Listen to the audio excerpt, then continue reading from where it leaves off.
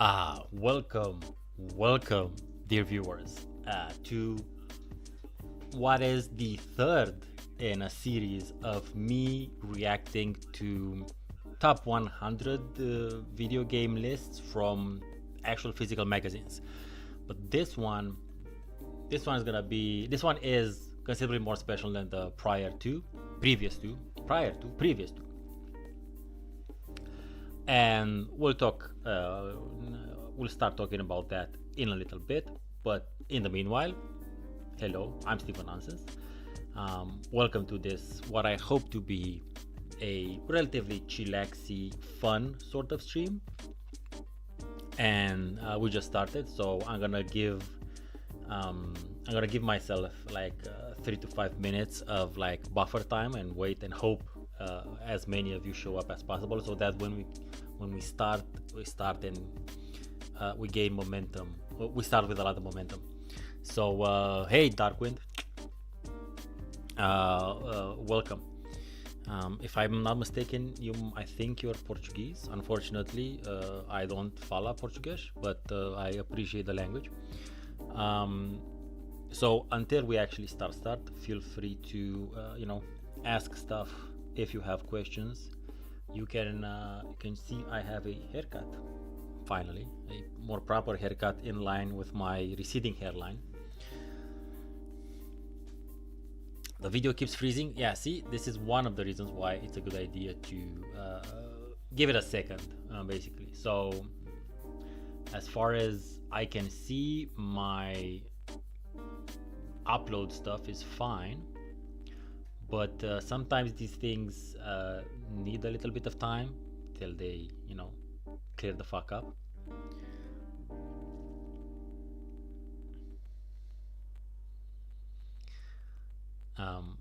Unicom, is the stream freezy on your side of things?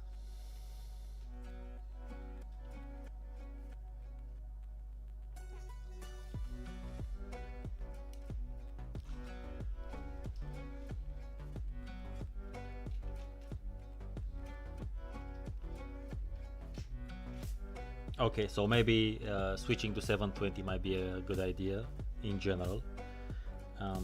Not that I'm not streaming in 1080, I believe I am, but there might be all kinds of issues with a variety of stuff. But as far as OBS is concerned, I am in the green, and as far as my YouTube analytics are concerned, is also excellent condition, it says. So might be a hiccup here and there.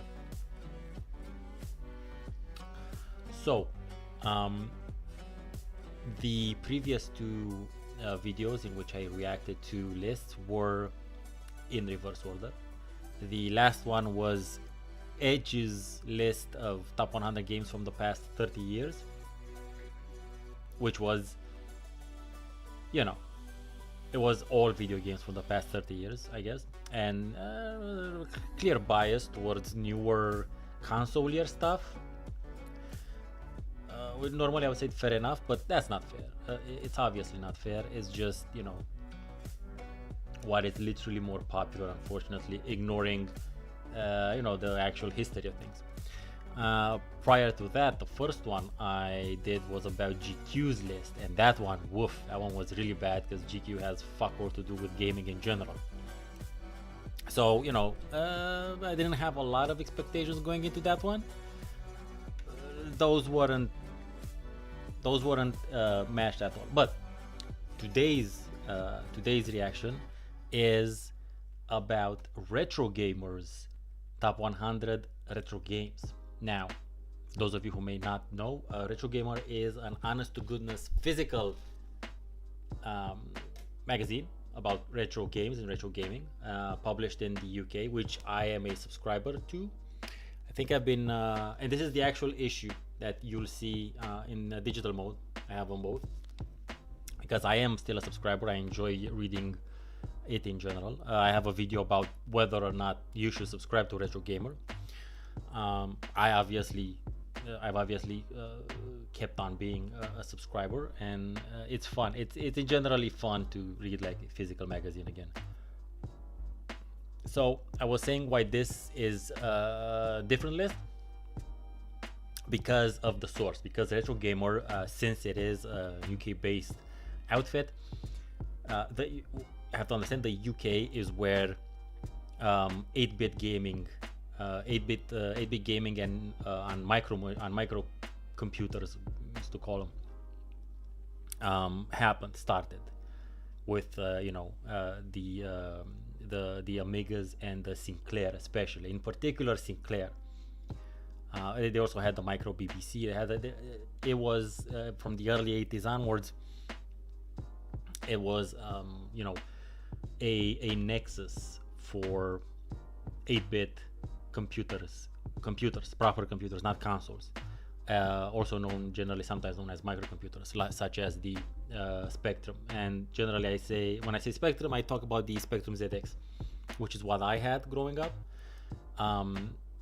in the 90s. So that's a completely different history and story, in which I may or may not get at a certain point in the channel. But the idea is, the people involved with retrogamer and the people reading it in general and the people writing for it have had that experience. So I expect this list of retro games to actually feature a fair amount of both old arcade titles as well as computer stuff, Spectrum, Amiga implicitly, and then MS-DOS stuff.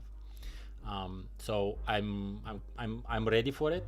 I'm ready for anything that comes my way, more or less. I do expect to not know a bunch of console shit, although these being so old, I might know about them just through sheer cultural osmosis and me just learning about stuff in the meanwhile. But I'm a bit more optimistic going into this one in regards to my usual sort of things I would normally complain about. So anyway, I got some coffee here. Don't worry, it's decaf. Although I'm an adult, who gives a shit, doesn't matter. But it is decaf. I also have some water because it's a good idea to drink the two next to each other. So I do have the physical Magilla, which I may actually use. I may actually look at the physical one, but I also have a digital version, which is what you'll be seeing now. Hey, that's the digital version, and you should also be seeing me soon now. Hey, and here I am. Okay. So to preface everything, let's see. Let's see what the thingy says, and we can zoom in. Oh yes, this is pretty. Okay, so let's see what they're saying here. Let's go into the presentation. Let's see what we're readers, developers, and retro gamer contributors have told us about the games they feel have helped define the industry and were delighted to share blah blah. Many of the games on the list are true trailblazers in their respective genres. That sounds good. Some kickstarted the very genre itself, Dune 2, while others built on the work of previous games to shape the genre for the better, StarCraft. Of course, not every game necessarily fits this ideal. Some define convention or feel so detached from a genre staple that they need their own new subcategory to define them. You'll find those too. So, what you may ask qualifies as a retro game for this particular list? Yes, let's see. Basically, the rules from issue 255 allowed for any PC games released in 2007. This is issue 255. And before, and any console games from the PS2 era. So Xbox, GameCube, PlayStation 2, Nintendo Game Boy Advance were all eligible, along with any home computers, consoles, handhelds, and arcade games before that. So 2007 PS2 era, there is some amount of crossover somewhat there. I know a couple of those games, let's say. Even with the 07 cutoff point, it meant that thousands upon thousands of games were eligible for inclusion, and we saw blah blah blah blah. Yeah, no, gaming can be a greatly personal thing, and the emotional impact of a game can have on you is really quite something. That's true. While we had a huge number of contributions from everyone, Not every game is equal. I mean, like, sure, and it's completely possible that your choices haven't made the final cut. Even if your most important retro game of all time hasn't been included, that'll be weird. We hope that you still enjoy trolling through the next 30 pages. 30 pages!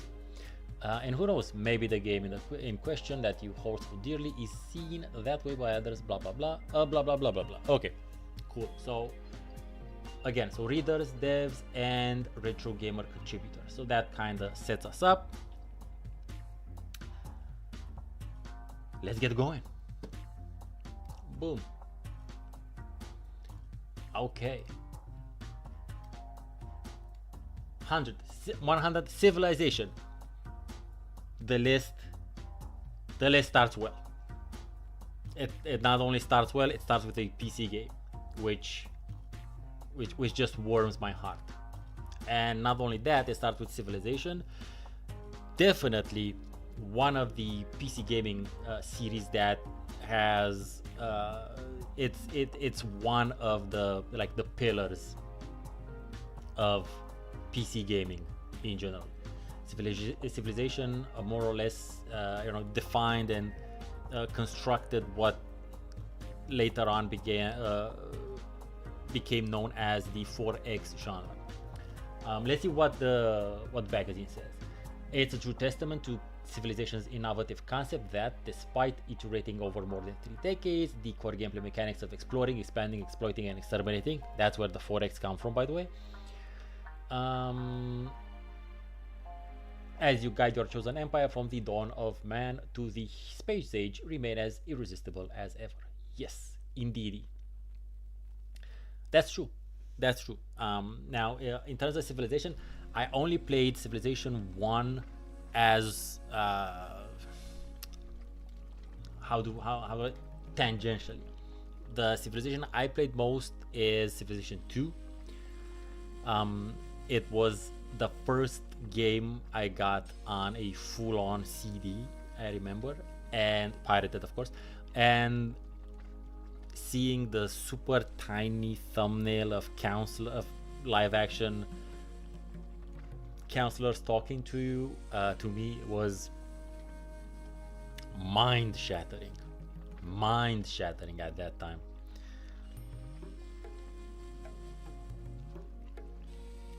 So yeah, and in regards to my retro collection, I have, let me see.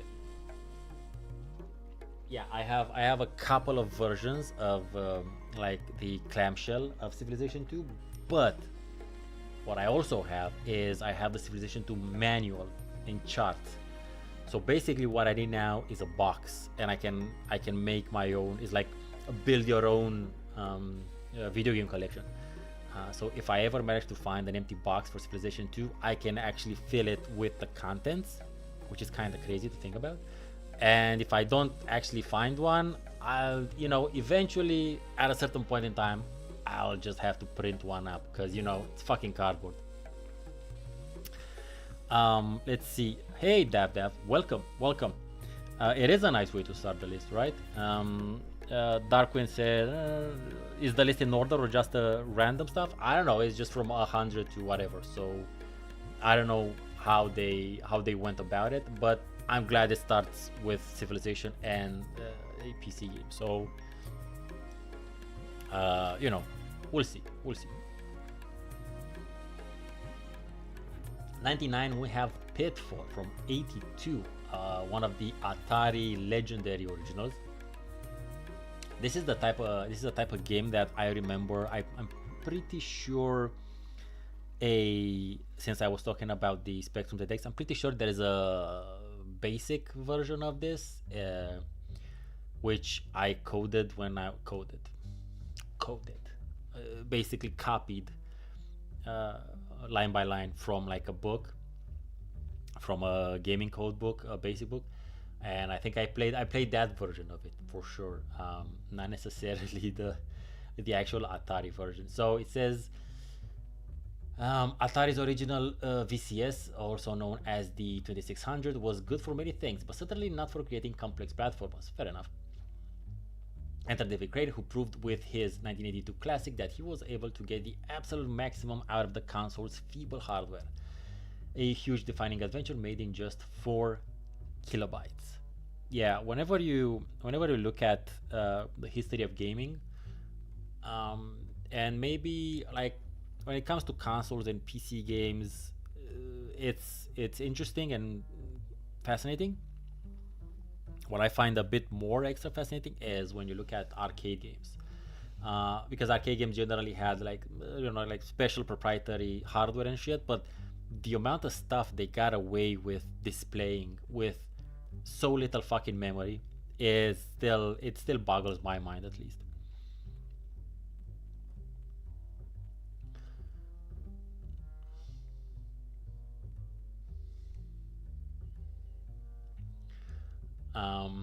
98th is Bomb Jack.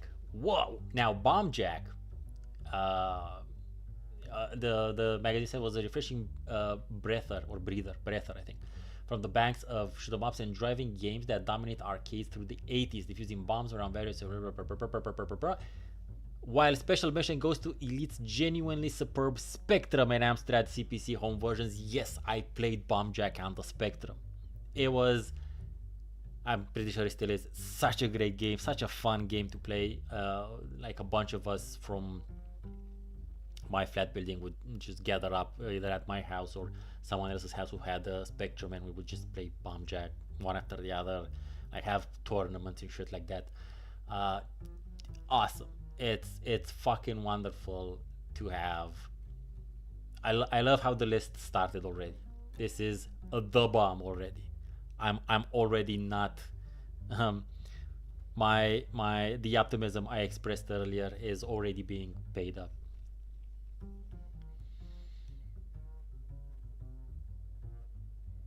Hey Donald, thank you for joining us. Hey Athostar.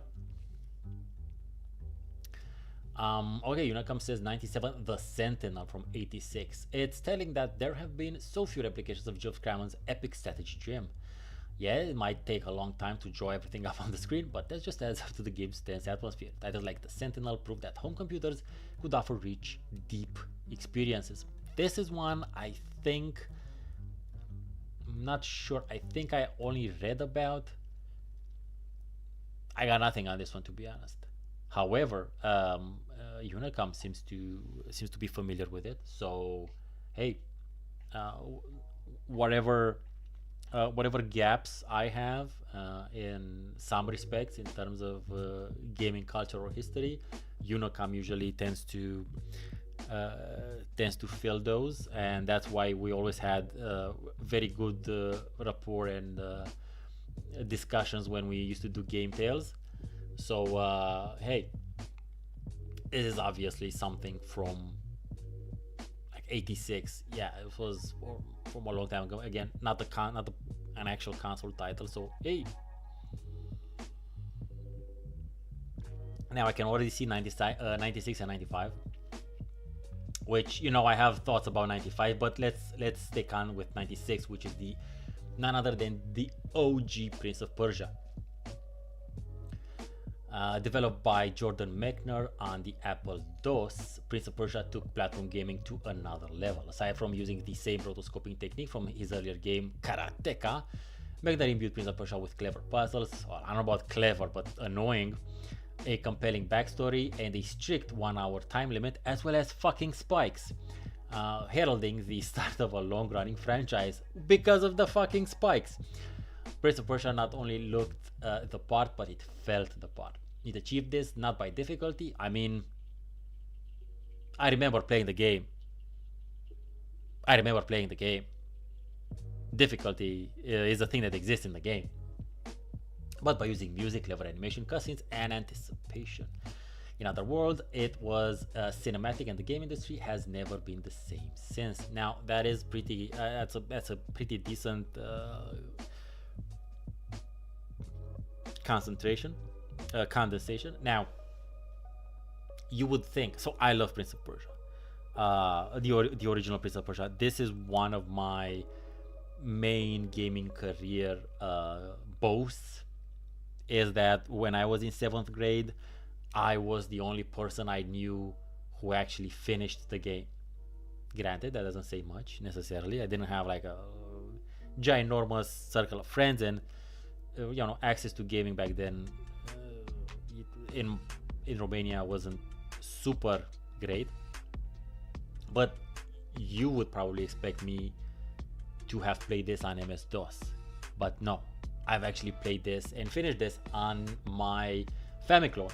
I played and finished the NES version, interestingly enough. So I did have a Famiclone, and those are the only sort of console games I ever actually played, NES games.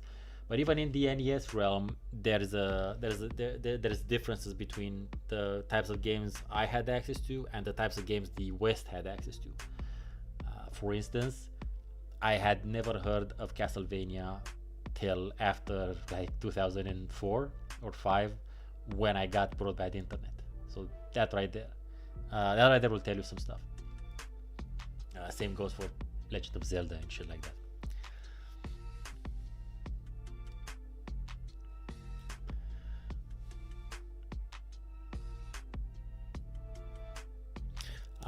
So Darkwing says that Jordan Mechner released a comic based on the making of Prince of Persia recently. Yeah, because they had that whatchamacallit. There was that new Prince of Persia title released, so maybe that's why. The time limit was harder than the gameplay.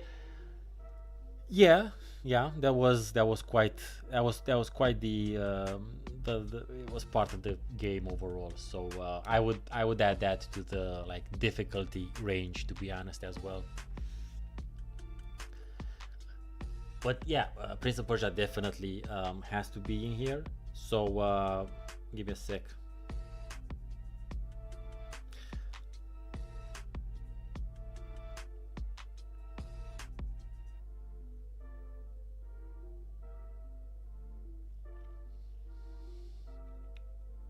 So yeah, Prince of Persia. This is one of the sort of holy grails I'm looking for. I haven't found the OG Prince of Persia in any sort of format, possibly because it is from the end of the 80s. Although it has been ported and converted to basically every platform that's ever been or was back then, I haven't managed to find it in any sort of, at least in my neck of the Danish woods, let's say. But much like the Impressions games and stuff like that, whenever I'll see it, I'll get it for more or less any sort of platform I can. 95 is StarCraft. Now, this is difficult because it's gonna depend a lot on the rest of the list. I went on quite the slight rant in my prior reaction video when they had StarCraft on like 96, I think, or 98, some shit like that. Let's see what they have to say about it. Let's see if they can defend their choice here. Arguably more than any other RTS of the time, StarCraft was built from the ground up with multiplayer in mind. That's fairly not true. It required more quick thinking, planning, and skilled reaction than any other RTS from the era, even more than Blizzard's other RTS, Warcraft, well, considerably more because it came after that. As a result, a strong esports scene built up around the game that has persisted to this day. Yeah, that's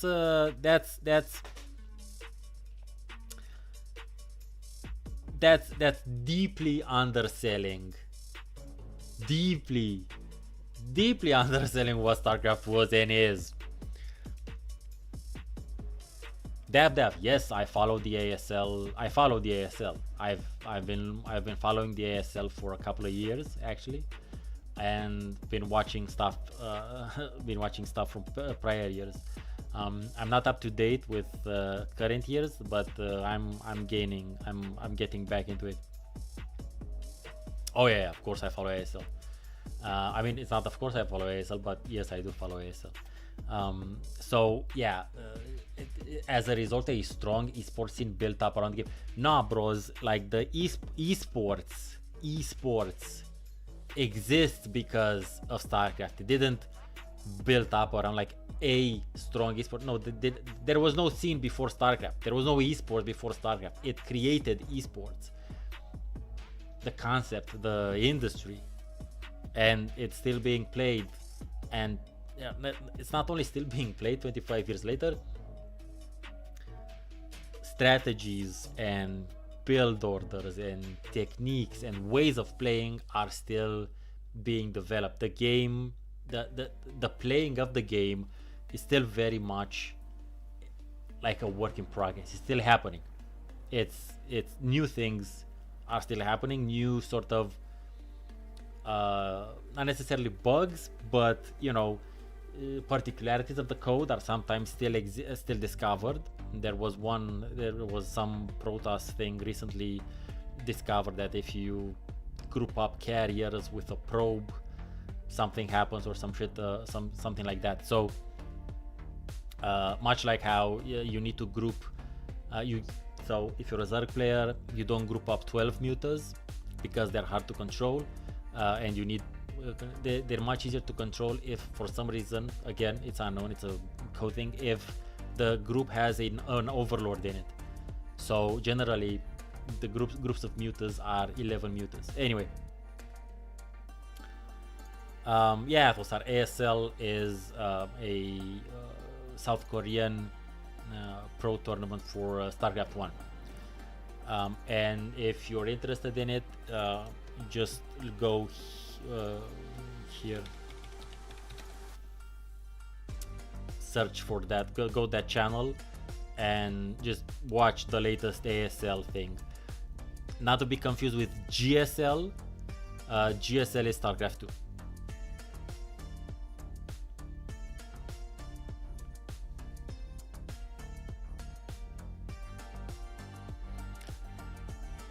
So okay, like StarCraft on 95. I mean, I'm glad it's on the list. I have my own sort of I have my own biases towards StarCraft being much higher, or being on its own sort of list, because it did, as I said, it did create a separate industry. But you can't have it. Like, they started with Civilization. We got Bomb Jack. Everything up until now has been really old and mostly PC. So I'm not gonna be too hard to deal with on this one. Deeply underselling what StarCraft is. Yeah, it is what it is. Shining Force 3. Well, this is something I have no idea about, because probably it's some console shit. Split across 3 scenarios, with only the first being released outside of Japan. Shining Force 3 continues the saga of one of gaming's great RPG series, which I've never heard of, obviously. Known for its rich, deep, and intriguing story, as well as its exciting combat cutscenes that include hundreds of variations. Okay, so yeah, like I said at the beginning, odds are, if it's console based, I don't know shit about it. I might know some shit about it, but not really shit about it. But yeah, I have seen the title around, but having absolutely zero experience with this stuff, especially since apparently this was on the Saturn, which, trust me, where I come from, we had never heard of the Saturn till, I don't know, like in the mid 2000s or late 2000s. Really, this wasn't a thing. This wasn't a thing. It is what it is. This next one, however, I have heard of this next one. 93 is none other than Day of the Tentacle, also known as DOT, DOTT, DOT, for those of us who played it pirated. LucasArts' superb sequel to the classic Maniac Mansion is a point-and-click adventure through time. Bernard, Hoge, and Laverne can send items across time to one another through the Chrono-John, which I thought is such a funny joke name. By the way, Unicom, I think I would have translated that as Chrono Buddha or Chrono Buddha, which sounds just as good, I think. This clever game design is as impressive now as it was on release, and it's telling that so few games have managed to be as successful with similar concepts. Yeah, that's true. That is quite true. You know, Day of the Tentacle is, I can't remember back that much, but it's likely the first. It's definitely the first point-and-click adventure game I sort of actually really played. Um, and I back then, like, I might have started some other games, but I didn't understand because the genre, the PC gaming was still new for me back then. I didn't understand. I thought you were supposed to play it with a walkthrough. And when I found the walkthrough, it was like, I was like, this is fucking so difficult to keep track of everything. So that was the first time I attempted to play it, and then I lost interest and played some. I think I chose to play some Desert Strike or something else instead. This was long ago. This was in the long ago. Technically not that long ago, but pretty long ago, 20 plus years. But then later on, I had gained a better understanding of what adventure games are. By the way, we never, back in Romania, we never really called them adventure games. We called them quest games, or quests in general, which I think most likely comes from the fact that they were generally, you know, King's Quest and Space Quest and Police Quest and shit like that. And that's why I think they were generally called, we were calling them, I mean, I only ever heard about them referred as quests from, you know, the other gamer people I was hanging out with. But anyway, so after a while I gained a better understanding of what adventure games are, and I played it properly, let's say. I think I still use the walkthrough here and there. But yeah, I also played the remastered version a fair bit. I was thinking about covering it, but you know, I didn't get that much into it. But yeah, there's still lots of quests, lots of like puzzles in it. I very fondly remember, and some of them I'm pretty sure I don't remember at all.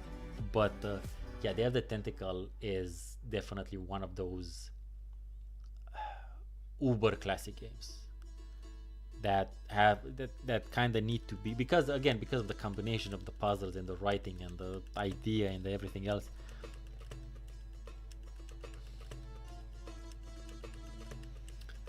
Okay, so Unicam says they call them adventures in his neck of the woods. In my neck of the woods, I only heard them referred to as quests. So I don't know what to tell you. Give me a sec. I want to try some of these stream features.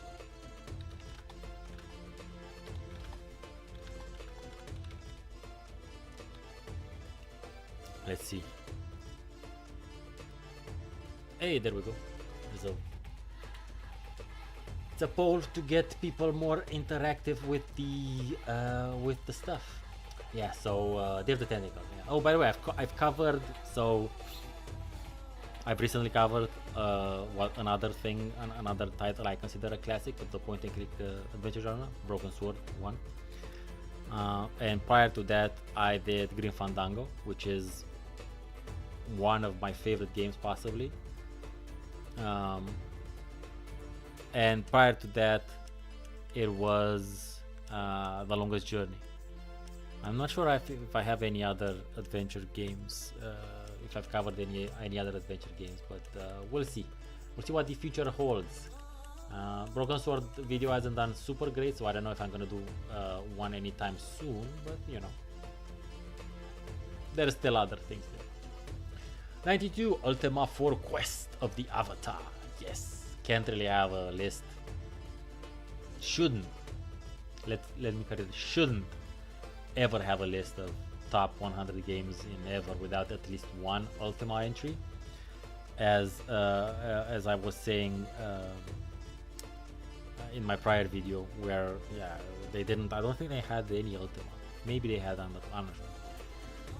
So everyone will have their own personal favorite Ultima game, what with there being so many of these classic CRPGs, which is true.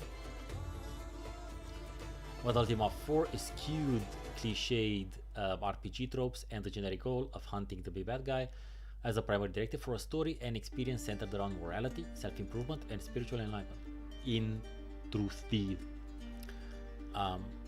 Yeah, the Ultima series is yet again one of those things that, one of those seminal series that pretty much defined a chunk of computer video games, computer in particular, just computer video games. I've played a little bit of a bunch of them, like as an adult, and I couldn't really get into them, to be honest, due to several factors. But you know, the appreciation for what they did, and as early as they did it, doesn't go away, as it were. In fact, Unicom and me have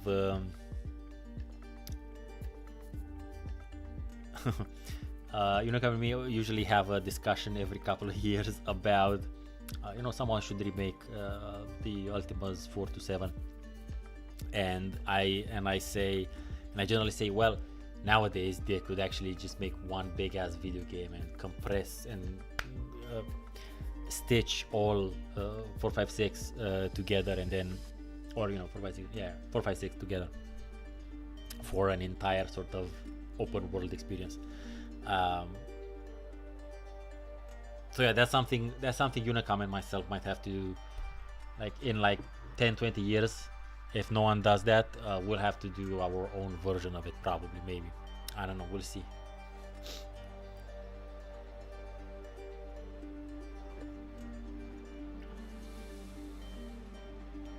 Hey Alma, yeah, no problem. The stream, I lift the stream up after we're done, so you'll be able to watch it afterwards. Okay, 91. Robotron 2084. What the fuck is this?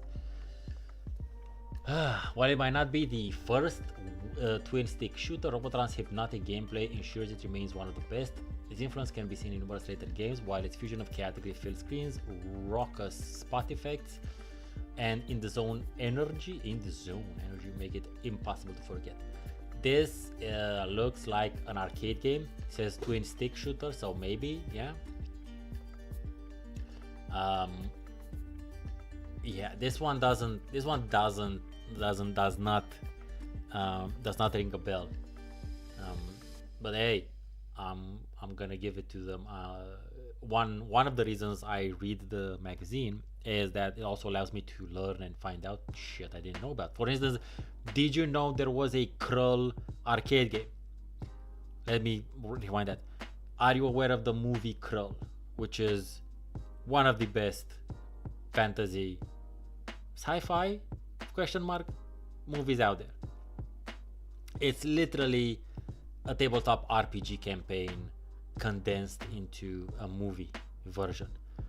It has it basically has sort of a chosen one kinda, but it has like a special unique weapon, a god killer weapon, let's say, and it has gaining a party of uniquely capable members.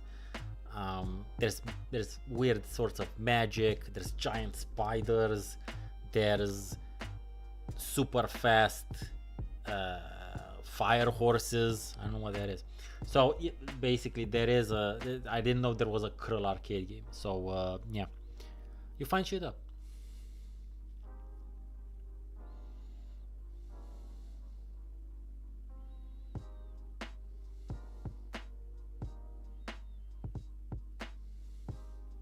Well, it doesn't matter if the game is good. I was just Darkwing. I just didn't know it existed to begin with. So just as a illustration of what I get out of the magazine.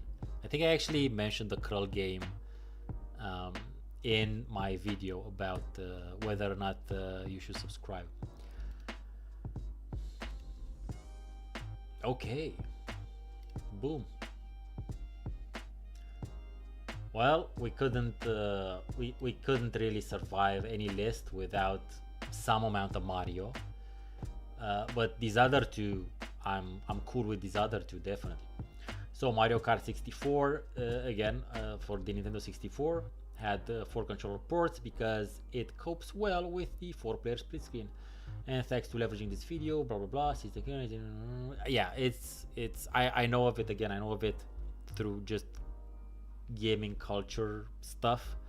Never really played it because, you know, who the fuck? I've never known anyone to have a Nintendo 64. Again, not a thing where and when I come from. I'm sure they existed in like some particular circles, but not in my fairly below middle class circles.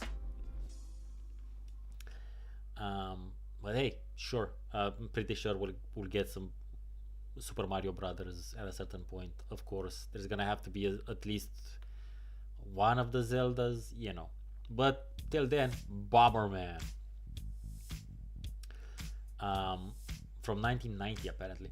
This one. So it says the Bomberman had been around since '83. It was his the first PC Engine outing that added 5-player battles. Fair enough. Turning a mildly diverting maze game into a perennial party classic. Bomberman's multiplayer mayhem enabled the series to carry on long after players had lost interest in most other maze games. Yeah, that's true. Bomberman is always fun. It's still fun. It's particularly fun with other living humans. But you know, most versions or any version is generally cool. It's fun to play, especially as a party thingy. So yeah, it gets a non-bomby thumbs up from me. Now, give me a quick sec. I need to blow my nose.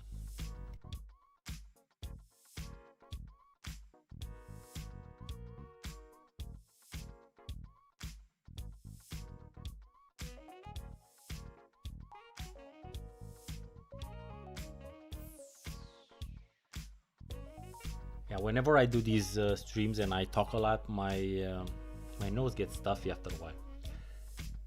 We're back. Diablo. It was a revelation when Diablo brought the otherwise slow, thoughtful, and typical turn-based RPG genre crashing into the real-time age. But the fact that it was tied to a gothic angels versus demons setting, there's no angels in it, that hadn't been done before, made it especially captivating. It's correct about the gothic, but that was kind of one of the points of Diablo 1. Well, sort of, because it was just about them not thinking about it that much, but the point kind of is that it's humans versus demons. There's no angels yet. An entire Diablo clone subgenre of RPG spawned soon after. Yes. I don't know what I can say about Diablo that hasn't been previously said by many others. I only the one thing I generally do is I quote Unicom, who I think described the game best in saying that Diablo was the game, or is the game, of perfect gloom, which is very valid. I did a very deep dive into Diablo 2 some years ago, and I connected to Diablo 1 story because the story in Diablo 2 is connected to Diablo 1 story quite strongly. And I also mentioned Diablo 1 in my video about original CRPG games, because again, in Diablo there was so much mystery about this world, which didn't have a name yet. It wouldn't become Sanctuary till Diablo 2. And it was such an interesting and weird sort of world because you didn't really understand. It was difficult to understand because like there was obviously human civilization that made it well up into medieval / feudal era because they had steel and shit. And there were obviously other regions because there were merchants, and there were these stories about ancient stuff and shit. But there was these demons and these weird creatures that aren't demons but are associated with it, like there were the goat men and shit like that.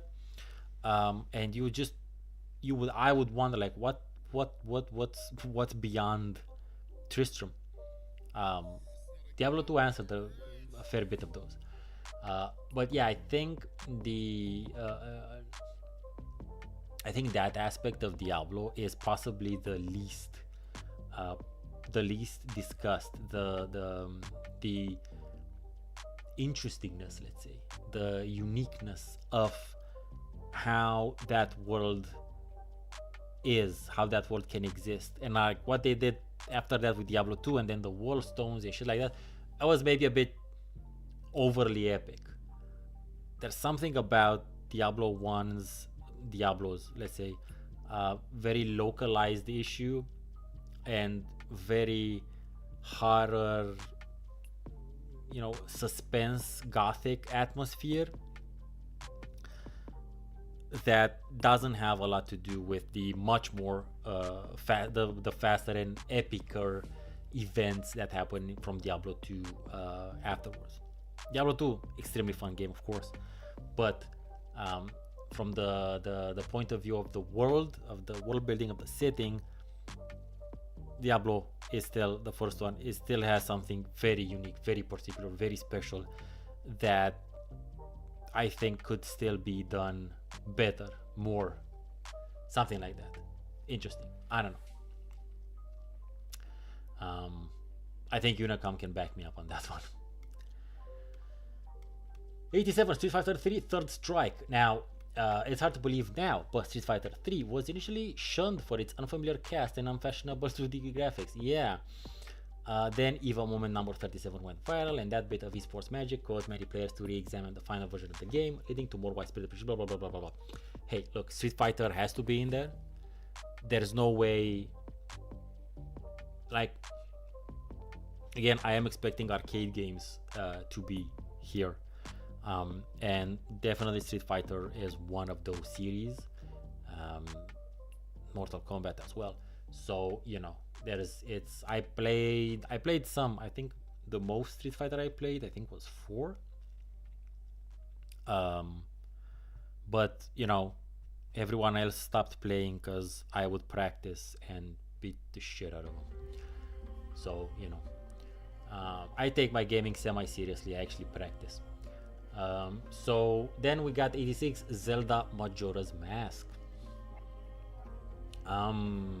Again, it might feel smaller in scope than its N64 predecessor, but Majora's Mask is actually more epic in both its storytelling and ambition. Guiding Link through a 3-day cycle to prevent the moon from obliterating Hyrule is an exceptionally compelling task that's filled with clever puzzles and memorable characters. How Nintendo knocked this out in 50 months, we'll never know. Well, probably crunch. I'm gonna throw this out there. Probably crunch. Darkwind asks if any SNK fighter is on the list. Maybe. I think I played more of those, and the Neo Geo ones. I played way more of those. In my neck of the woods, those were way more popular. So, Samurai Showdown. Oof, I love me some Samurai Showdown. King of Fighters, of course, and Fatal Fury, sure. But there was this one. There was a series of arcade fighting games, something called like World Heroes Championship or some shit, which had like very stereotypical sort of representatives for many countries. I played that son of a bitch a lot, and I love that one a lot. I'm thinking about making maybe a video about arcade games, like a listicle, but I don't know. Yeah, World Heroes. But I don't know how well that can do for my channel, but I do have some ideas about that. 85 Drop Zone, I think. Yeah, I played something around this. Archer McLean's debut remains one of the best Defender clones ever released. with beautiful pick-up and play mechanics and rich gameplay that's still deep enough to warrant your time. It's a classic example of how inferior tech can match, or even better, the game is trying to emulate. Now, I haven't played Drop Zone, but this image looks very familiar to a bunch of possibly clones I played of it. And the one I'm thinking about might be called Jetpack, which I played on the Spectrum. But yeah, the image looks fairly familiar. I'm pretty sure I played a clone of this or some clone-ish stuff on the Spectrum. And for Earthbound, Shigesato Itoi's offbeat RPG forgoes the typical sword and sorcery for a contemporary American setting, in which you fight hot coffee hippies and piles of vomit. This is not untrue. Though it featured gameplay innovations like the rolling HP counter and instant victories against weak enemies, it's the writing that makes Earthbound a true classic. Now, you might not expect this, but I've actually played Earthbound. I didn't finish it or anything like that, nor did I play it on an NES. I played it on an Android emulator, to be honest. This is maybe 15, 16 years ago or so. I played a fair bit of it, but again, since I'm not super used to the JRPG, the old school at least JRPG mode of doing shit, going places to save really annoyed my PC gaming expectations. But I enjoyed it, and it is nice. Offbeat is a good description. Offbeat / weird is a good way of describing it. 83 Doom 2. Okay, Doom 2 on 83. Now we'll have to wait and see. Like, if StarCraft is on like 96 or whatever the fuck, and Doom 2 is on 83, I don't know what we got in store. Tetris has to be top 5. While less revolutionary than its illustrious predecessor, Doom 2 still did many things interesting. Along with ditching the episode format, it introduced new enemies such as the Revenant and Archvile.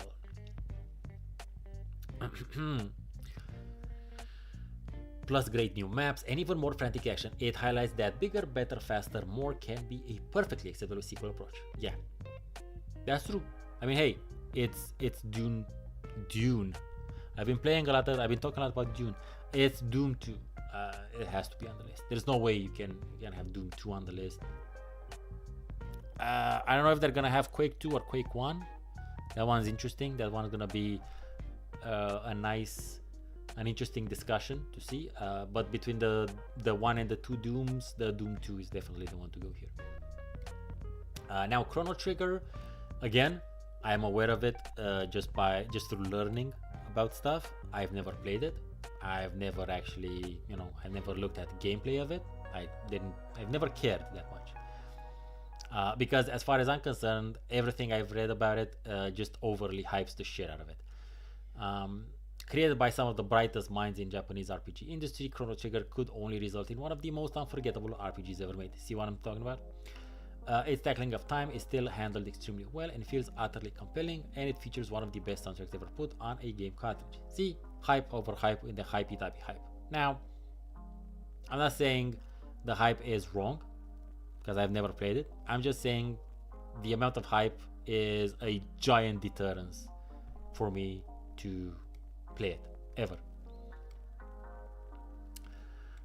Also, there's sounds more other computer RPGs that are as old or older that I haven't played that I should. Marble Madness, yes, now this another Atari ultra classic, beautifully presented in an unearthly isometric style inspired by the art of Escher. Marble Madness was the perfect game for a trackball controller and a delightfully diverse experience for arcade fans. Task is simple: guide your marble down the screen to the finish line as quickly as possible. Anime marbles and some wickedly designed courses make this an arduous challenge. It's an early example of video game art. Oh, aren't we fanciful with the wording on that one? So this, I haven't played this, but I played Spectrum clones that did a similar thing. So yeah, I know of it because of history and shit. So yeah.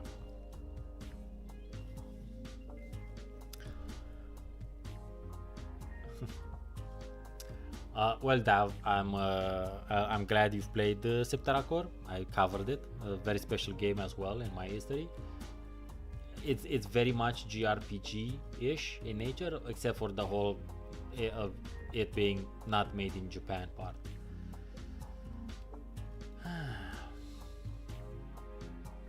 Okay, we got Virtua Fighter. Fair enough, that's a weird sort of choice. But then again, because Virtua Fighter wasn't that big on PC, to be honest.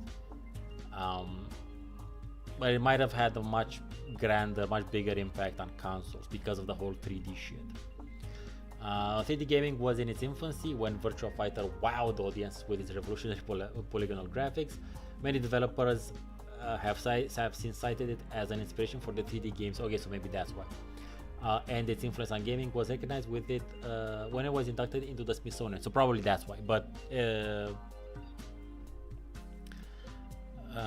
know, on the PC, it wasn't that much of a thing because again, like 3D acceleration, proper 3D accelerated graphics, you know, came a bit later to the more mass consumery PC folk. So that was maybe also one of the reasons. Oh, and Unicam also says consoles. So yeah, arcades. So yeah, that's a different thing. Yeah, okay. 79 Rainbow Islands. Oh, give me a second. No, shit, did a boo-boo. So Rainbow Islands, I only know about this. So Taito's vertically scrolling platformer was packed with innovative ideas, buried secrets, and hidden game systems. And almost 40 years since release, it still feels remarkably vibrant and slick.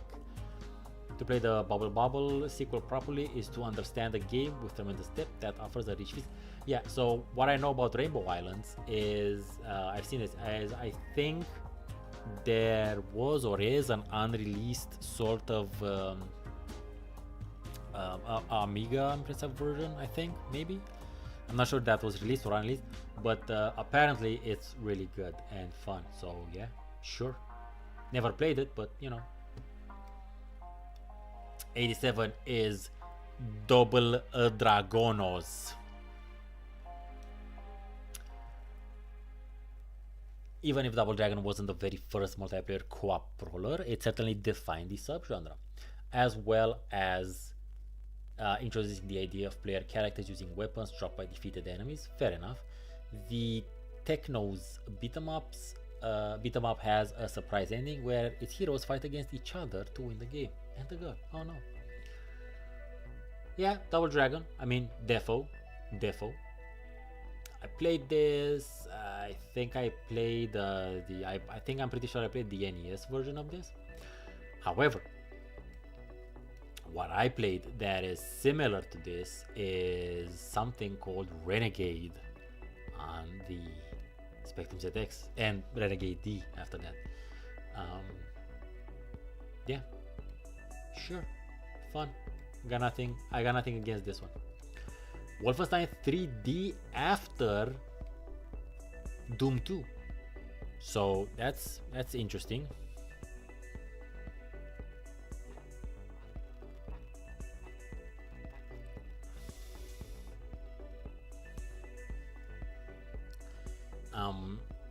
ID Software's 92 over-the-top, no-holds-barred violent Nazi shoot fest showed in glorious gory VGA colors. VGA colors was the new definition of an action game. What an action game looked like. Not only was Wolfenstein 3D an astonishing game and technical marvel, it also paved the way for the modern first-person shooter. All of this is true. Not as fun as you'd think to play nowadays. It's very but you see, if you're a fan of first-person shooter games and you're younger than 30, let's say, and haven't played the OG Wolfenstein 3D, I think it's a definite sort of thing you might want to consider doing, just to have that sort of touchstone with history, because you still can and you should. I remember playing it fucking more than 20 years ago, maybe 25 years ago or so, on fairly old ass computers. And it was fun. I'm not gonna say it's not fun. I'm just gonna say nowadays, you know, it's much more. It's a bare bones FPS experience. Let's just say, and it makes sense because there was no. This was the first, pretty much, more one of the first sort of things. It's much like when I talk about Dune 2. Dune 2 is great. It's a great game to play for what I call academic purposes, to get the historic perspective if you're into the genre or into gaming history. It's not a game you play for fun, for like depth of mechanics or shit like that. Yeah. Same goes for Wolfenstein 3D. Darkwing still plays Wolfenstein 3D nowadays. I like to play. Of course, I don't say it sucks. I'm just, you know, telling those who might not have experienced it yet to, you know, like have, you know, manageable expectations. Okay, so we got Diablo 2 as well, Unicom. Like, this is interesting. Both Diablo and Diablo 2 on the list. Good. As I was talking about Diablo 1, let's just call it Diablo technically, because it's Diablo 2 does a lot more to flesh out the world and the characters and the lore and the everything stuff, and it also basically sets everything on super fast forward, which is fun. It's great. It's still something that I would enjoy. I do technically enjoy the idea of playing Diablo 2. Unicom, if you remember, like many years ago, we did a multiplayer stream of it, which was you, me, and Raul. And Raul apparently had never played Diablo 2 in his fucking life, which was a fun experience. So yeah, Diablo 2 is the type of game that for a while then I just had on my I had it on my desktop and would just play. I would finish it, obviously, and then I would just generally go to Act 2, which is my favorite act, Lutko Lane, and just go farming for items, but more like just fucking time, because I wasn't actually looking to progress or anything. I would just wanted to have fun, and I just go to the last part of the act and just clear up all of Tal Rasha's tombs, just for the shits and giggles of it. And it was like that was one sort of way for me to play Diablo 2. That was one. And then the other one is obviously in LAN, playing it with people, with alive humans, is first of all so much fun, and then the second one is playing it with them whilst being in audio contact with them, which is what I was talking about with Unicom. And then the other level is playing with people where you're in physical proximity with them. Those are the levels of awesomeness of playing Diablo 2. Like there's the solo version, and then there's various levels of multiplayer version.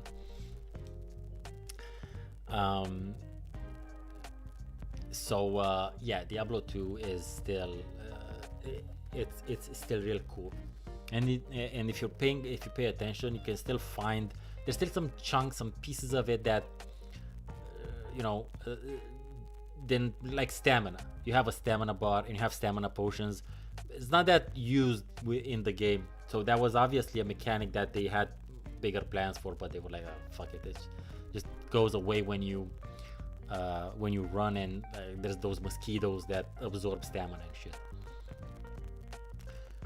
But again, I have an entire deep dive into Diablo 2 where I talk about its history, its story, the game itself, and its effects going forward. And that video has never really been watched as much as I hoped it would have been. So yeah.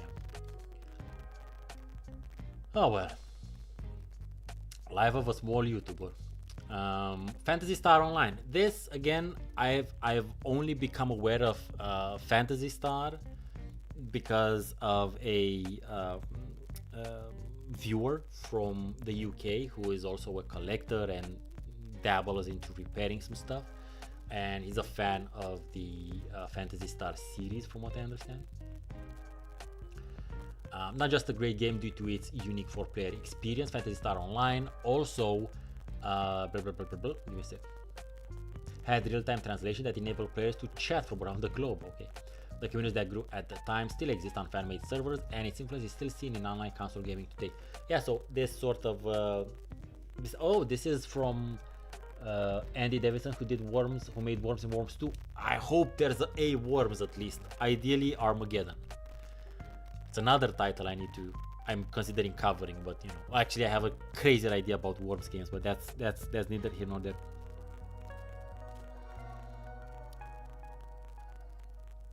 Yeah, you're gonna come. So yeah, Fantasy Star Online or Fantasy Star, the series in general, I am aware. I'm only aware of it because of this viewer, and I understand there is the community that built around it, around the series and the games is maybe not ginormous, but it is very dedicated. Yeah, for instance, Darkwing says that he's more of a fan of Fantasy Star 1 to 4. Look, man, I know I wouldn't even know it existed if it wasn't for this other viewer who is on my Discord channel also. And he also sent me some games, if you remember, like 2 Christmases ago. Okay, 74 Space War! Exclamation point. Yes, I know about this. I've read about this. This is history. So, starting life in Steve Russell's own words as a spare time project, Space War!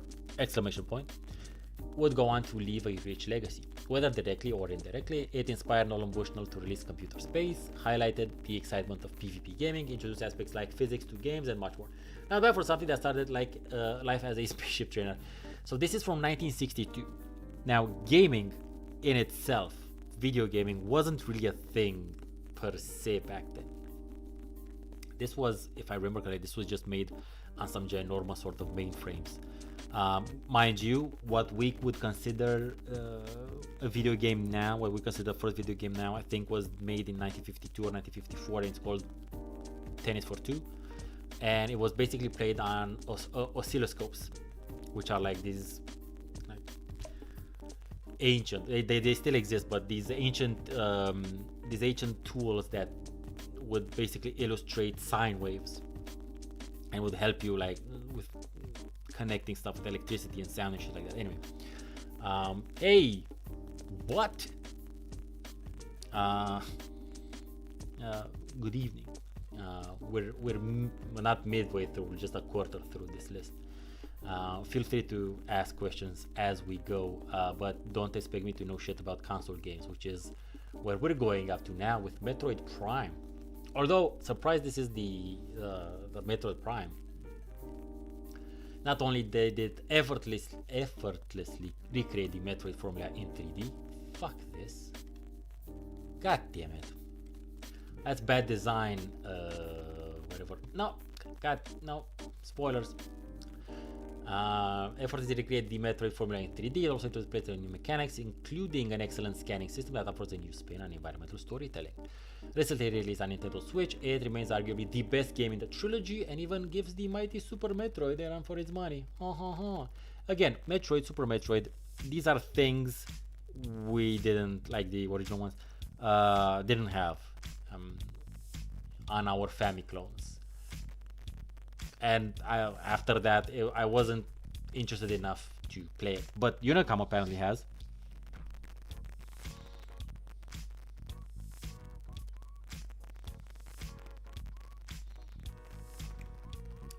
Oh, now something I do have some experience with, Tony Hawk's Pro Skater 2. So 2000. It's possible this might be the one I played. So I played several Tony Hawk's Pro Skaters but on PC. So whatever was also on PC, and I played it at the beginning of the 2000s. So I can't really. At a certain point, I'll have to track down what I played and cover it because it is important for me, and it is also part of my general channel shit. So if the first Tony Hawk's PlayStation release thrust skateboarding back into the center of global popular culture, its sequel refined the game concept significantly, thanks to a dazzling blend of meticulous level design, a broadened trick catalog, and a deep understanding of skateboarding. It remains one of the sport's best digital interpretations, and also the soundtrack slap.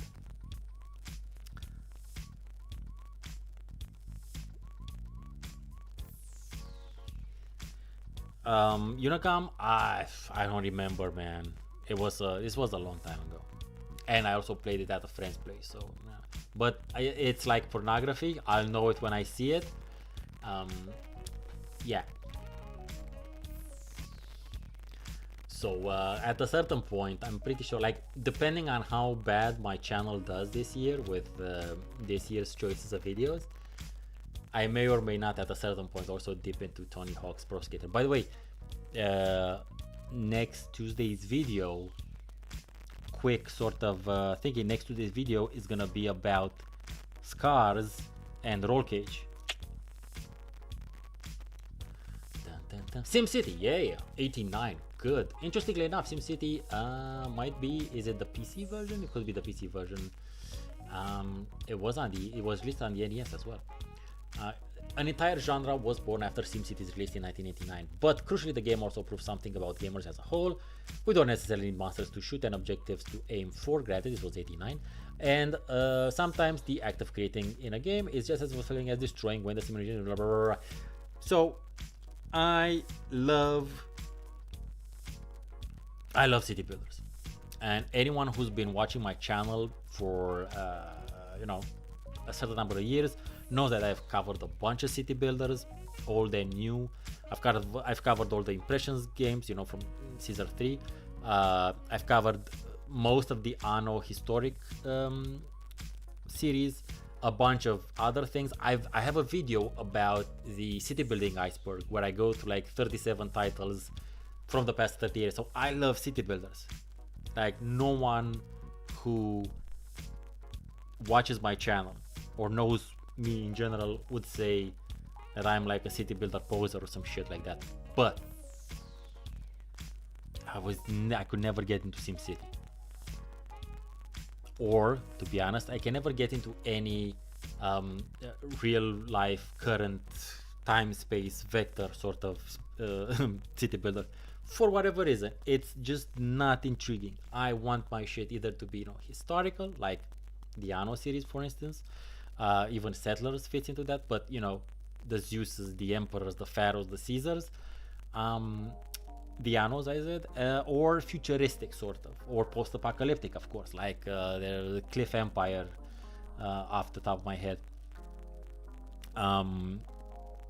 Yeah, SimCity series, I've played it, I tried to play it, just couldn't really get into it. But again, it is the kernel, another one of those series that has built the PC gaming culture in history. One of those pillars, like I was saying earlier about Civilization.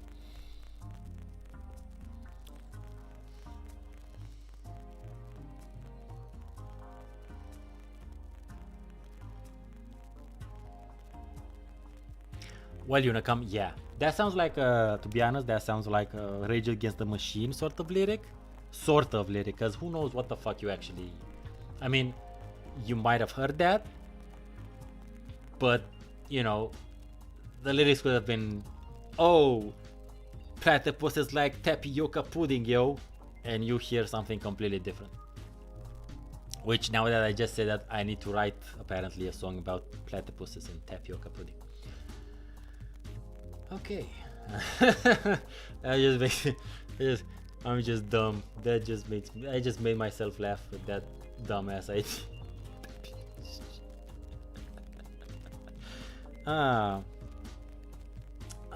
Super Monkey Ball. I had never heard of this game until one of AVGN's videos, the Banana Blitz one, like it was a Christmas episode.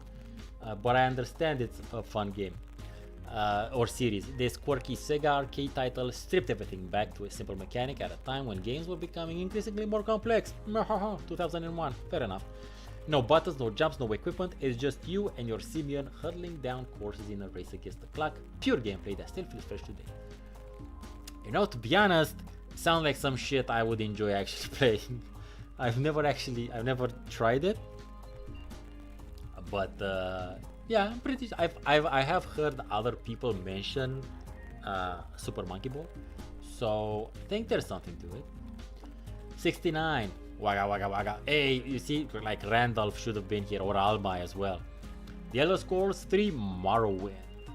Notable for its freeform experience and for being the first time the series appeared on a console on I'm gonna say this is the OG Xbox because it's 2002. Morrowind is another sprawling Bethesda epic, and it's Bethesda from other points of view as well. While it builds on its rich fantasy roots, Morrowind also borrows various steampunk elements and even leans on East Asian culture at times. The end result is a thoroughly unique adventure that you can tackle as you see fit. True.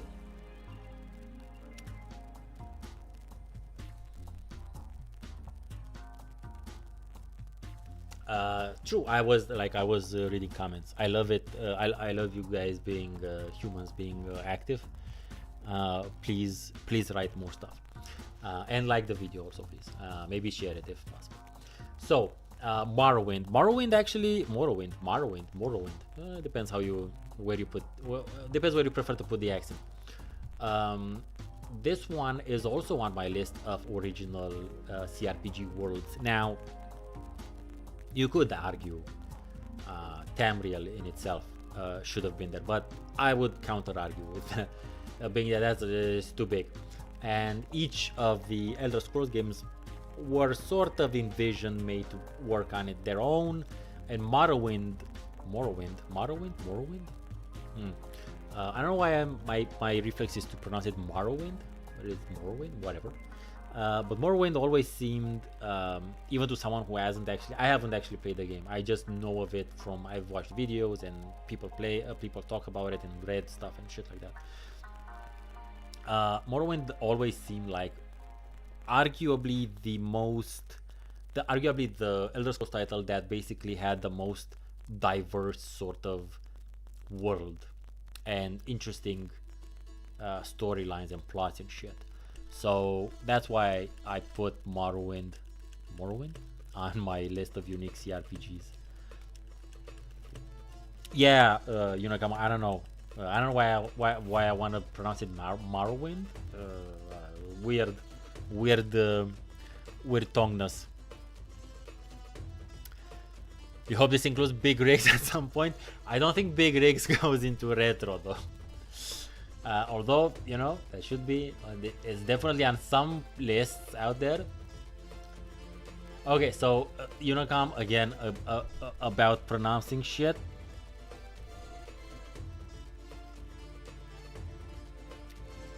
I don't know how to pronounce it. Soul Calibur? Because why do I say this? It's like that thing where you read a word and you don't like it. You read it in some whatever the fuck way. You read it and you never hear it spoken by someone else, and it just like stamps into your brain. So I think this is pronounced Soul Calibur. Like Soul Calibur. But for whatever the fuck reason, whenever I read this before hearing it, I would pronounce it Soul Calibur. I'm not gonna get into that. That just is what it is. Soul Calibur. When Namco's sequel to the 96 game Soul Edge, okay, that's easier to pronounce, hit the arcades a couple of years later, it was an instant smash hit thanks to its brilliant graphics, amazing fighting system, well-rendered fighter roster, and great multiplayer mode. The Dreamcast version, following 1 year later, was even better, featuring a ton of improvements and additions. Yeah. Never played it. I am aware of its reputation. Again,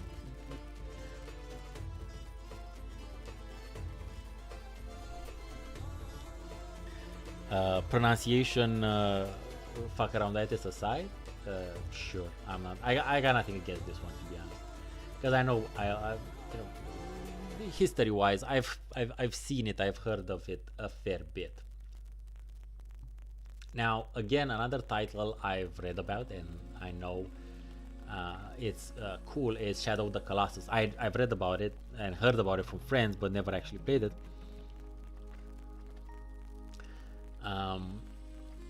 Fumito Ueda's Ico or Ico follow-up pushed the PS2 to its absolute limits. While it's essentially a boss rush, it's a boss rush that features some of the most magnificent creations to ever grace any console. From the exploration of its hauntingly beautiful landscape to the dawning realization that comes from toppling each huge foe, it really does stand the test of time.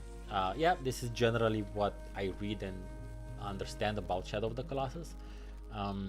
Cool, interestingly enough, thanks to retrogamer, again, well, not this one, a previous issue, I read some stuff about Ico or Ico, depends on how you say it, and that gave me a much better sort of appreciation / understanding of what this is, or not what it is, but why it is, which is a very it's a deeper, different sort of way of looking at stuff. Hey, we actually got to over 10 likes. Nice. Thank you very much. Thank you very much. Let's see. Oh, you know what I can also do, I can end a poll, and there's another thing I can do here. I can start a Q&A, answer viewer questions live. Let's see how this works. Say something. But how do I can always ask questions in the Skibby tab, but let me see. Give me a sec.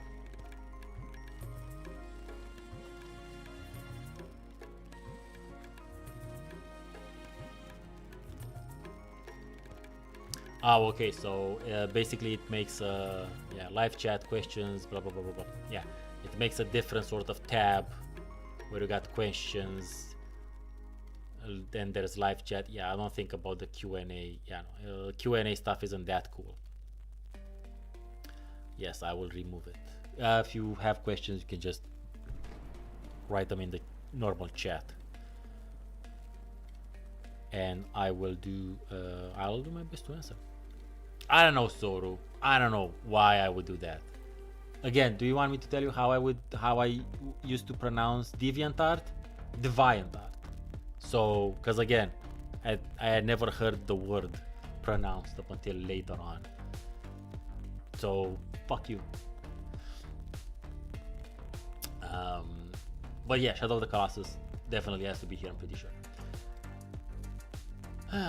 66 Jet Set Radio, another one of these games that I've read about and understand it's cool, but never actually played. Smilebit's ambitious open world game won numerous awards on release due to its stylistic artwork and smooth animations. Yeah, I think it was cel shaded. Yeah, it just said Radio features cel shaded graphics that still influence developers today, and it's also notable for a soundtrack which featured production levels uncommon in video games at the time. Indeed. I got nothing on this one. Sure. Oh, you know what we haven't seen yet? We haven't seen any of the GTAs first yet, which is it's something. Again, if they put GTA 3 and not put Vice City, I'm gonna I'm not gonna do anything. I'm gonna continue, but just annoyed. Just be annoyed. 65 The Legend of Zelda. Yeah, had to be here, as I said. Open worlds weren't nearly so common in the mid-80s as they are today. That's true, but this adventure gave players a real sense of freedom by letting them figure things out on their own. That, and one of the most memorable truths of any game, ensures that it lives long in the memory.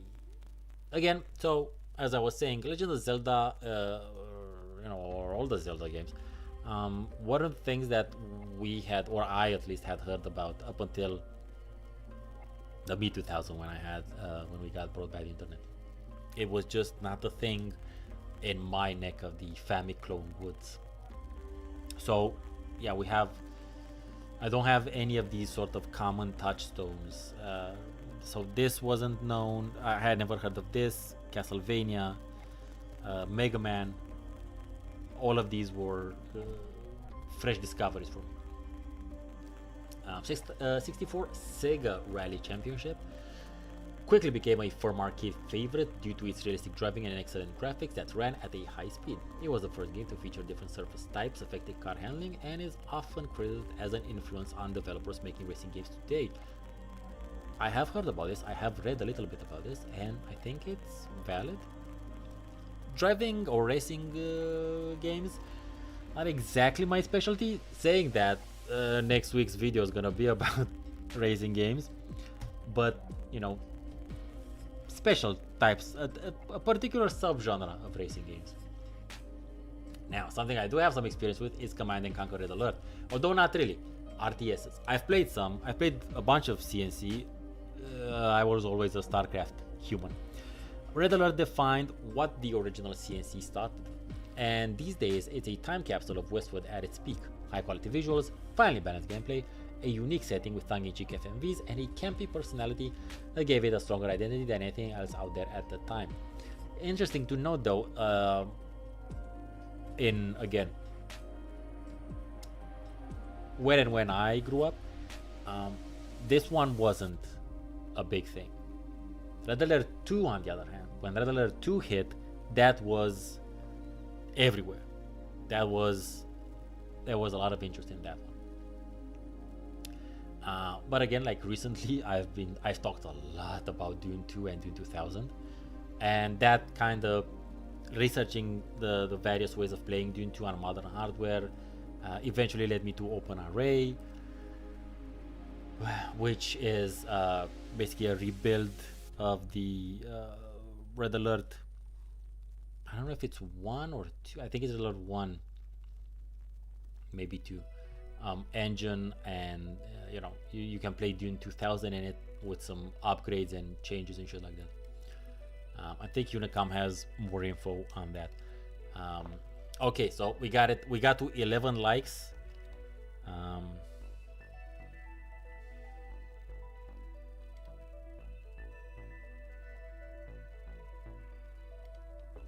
You play CNC 1 and Red Alert 1 on the PlayStation. Woof. I have a lot of sorrow for you, my good person. These weren't meant to be played on consoles. Really not console games.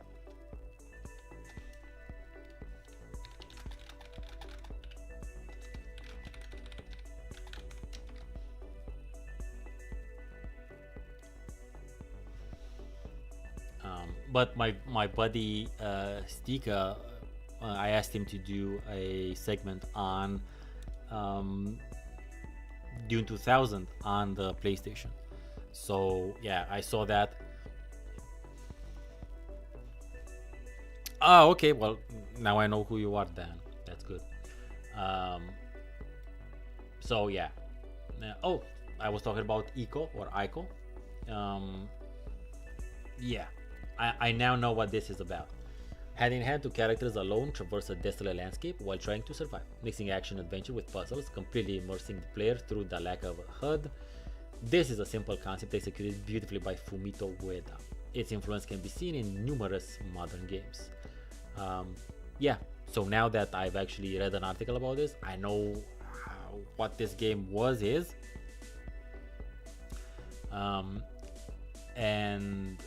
Yeah, I think it definitely, I mean, Shadow of the Colossus was kind of a, not sequel per se, not in a story sense, but in a, evolutionary mechanical sense. Hey, we got it. There's Ultima 7, The Black Gate as well. It also says in there, like, the creator Fumito Ueda was also super inspired by Prince of Persia, which we've had earlier. So yeah, definitely. Ultima 7, The Black Gate, the 7th game in Origin's long-running series, essentially rewrote the rulebook for Western RPGs. Many of its first for the Ultima series dialogue trees, being mouse-driven, playing largely in real time, would be adapted or enhanced by later games. While its interactive game world felt like nothing else, a true evolution of a benchmark series. Yep, indeed. Indeed. Again, I've already talked about Ultima and the Ultima series. Unicom, if you haven't gone to Sleepy's yet, might wanna chime in on this one. Whilst I blow my nose again.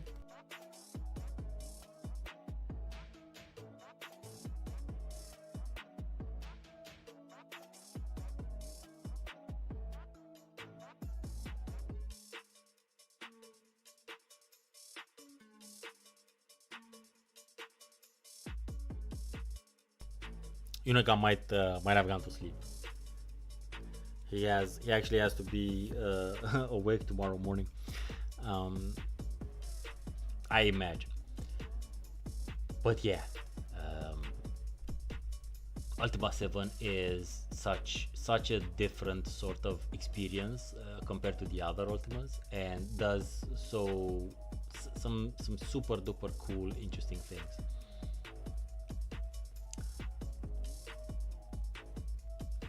Oh, Resident Evil 2. Capcom's decision to open Resident Evil 2 into the nearby Raccoon City proved another hit. Again, players could assume one of two roles with different puzzles and situations. Meanwhile, the Raccoon City Police Department, like Spencer mentioned, is a character itself as the tyrant stalks its own ways.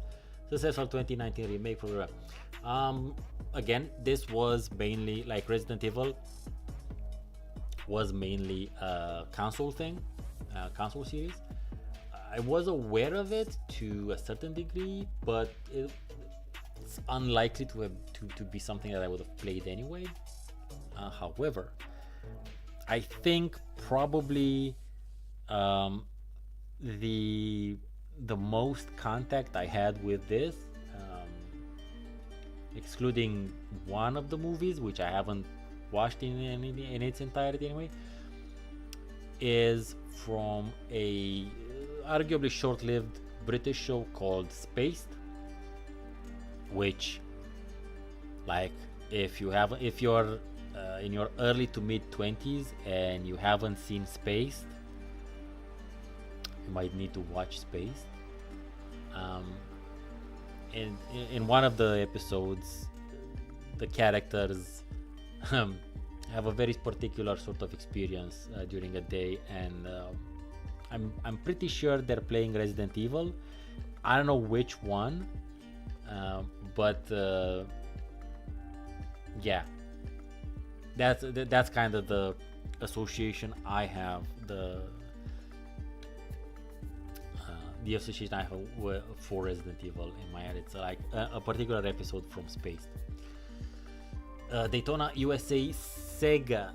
There aren't many titles that scream 90s arcade gaming more than a row of Daytona USA cabinets filled with gamers justly for position during a race. From cutting-edge visuals to bold sound design, damage to cars, and hectic 8-player showdowns, 8-player, everything was taken to a level not seen before. I got nothing on this one. Arcade games, these types of arcade games weren't types of things that I had access to.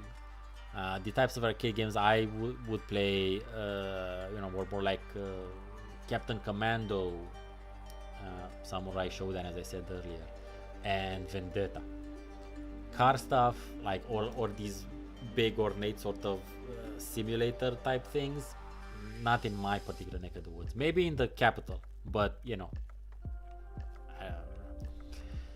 Crazy Taxi though is something I've heard about.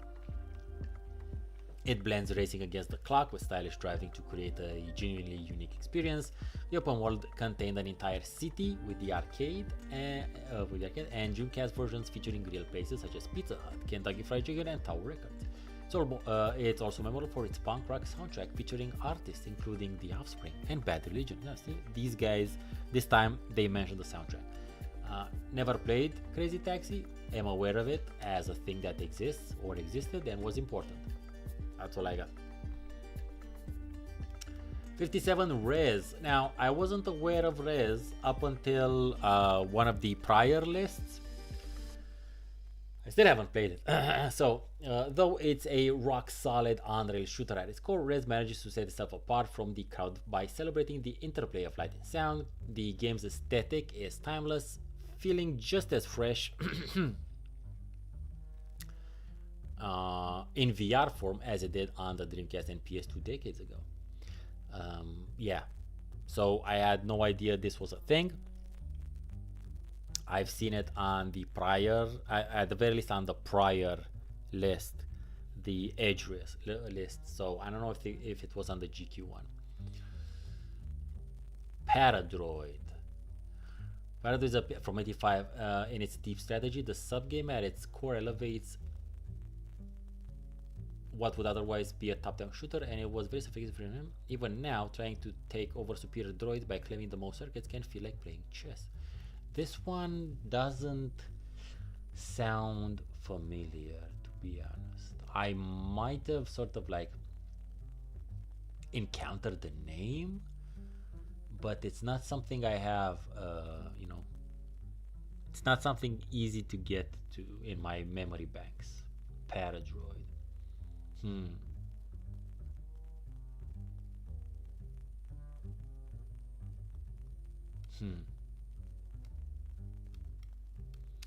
Galaga. Well, Galaga is Galaga, man. The fixed shooter format, where the player ship is locked to a horizontal movement plane, served its most iconic examples with 78 Space Invaders.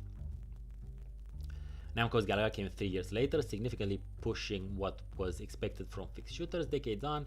With the genre having evolved tremendously, Galaga still feels fresh and engrossing to play. Look, we've all, I hope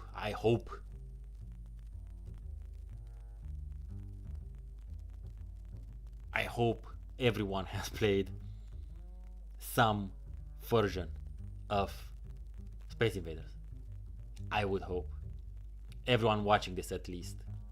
I doubt a lot of kids have, but maybe they have and they don't know what it's called, or maybe it's something similar, like, I don't know, fucking monkeys throwing bananas at toucans. I don't fucking know. I imagine there has to be like 50 million fucking like weird reskins of this on any digital store. But yeah, I played Spectrum versions. Maybe they weren't necessarily Galaga, but this was the general idea. And always entertaining, always great party games, always great, championship party game type stuff. It's some of the one reason why some of these things are classic is because they're good. It's because their gameplay loop, their core loop, is solid. So yeah. Gran Turismo not only made one of the polyphony. It not only made one of the best racing games to ever grace a console, but also offers staggering attention to detail, a huge roster of cars, and many creative racing modes. In doing so, it set a bold new standard for other simulation-based racers to follow. Yes, I mean, yes, in the sense that this is generally what I read about Gran Turismo.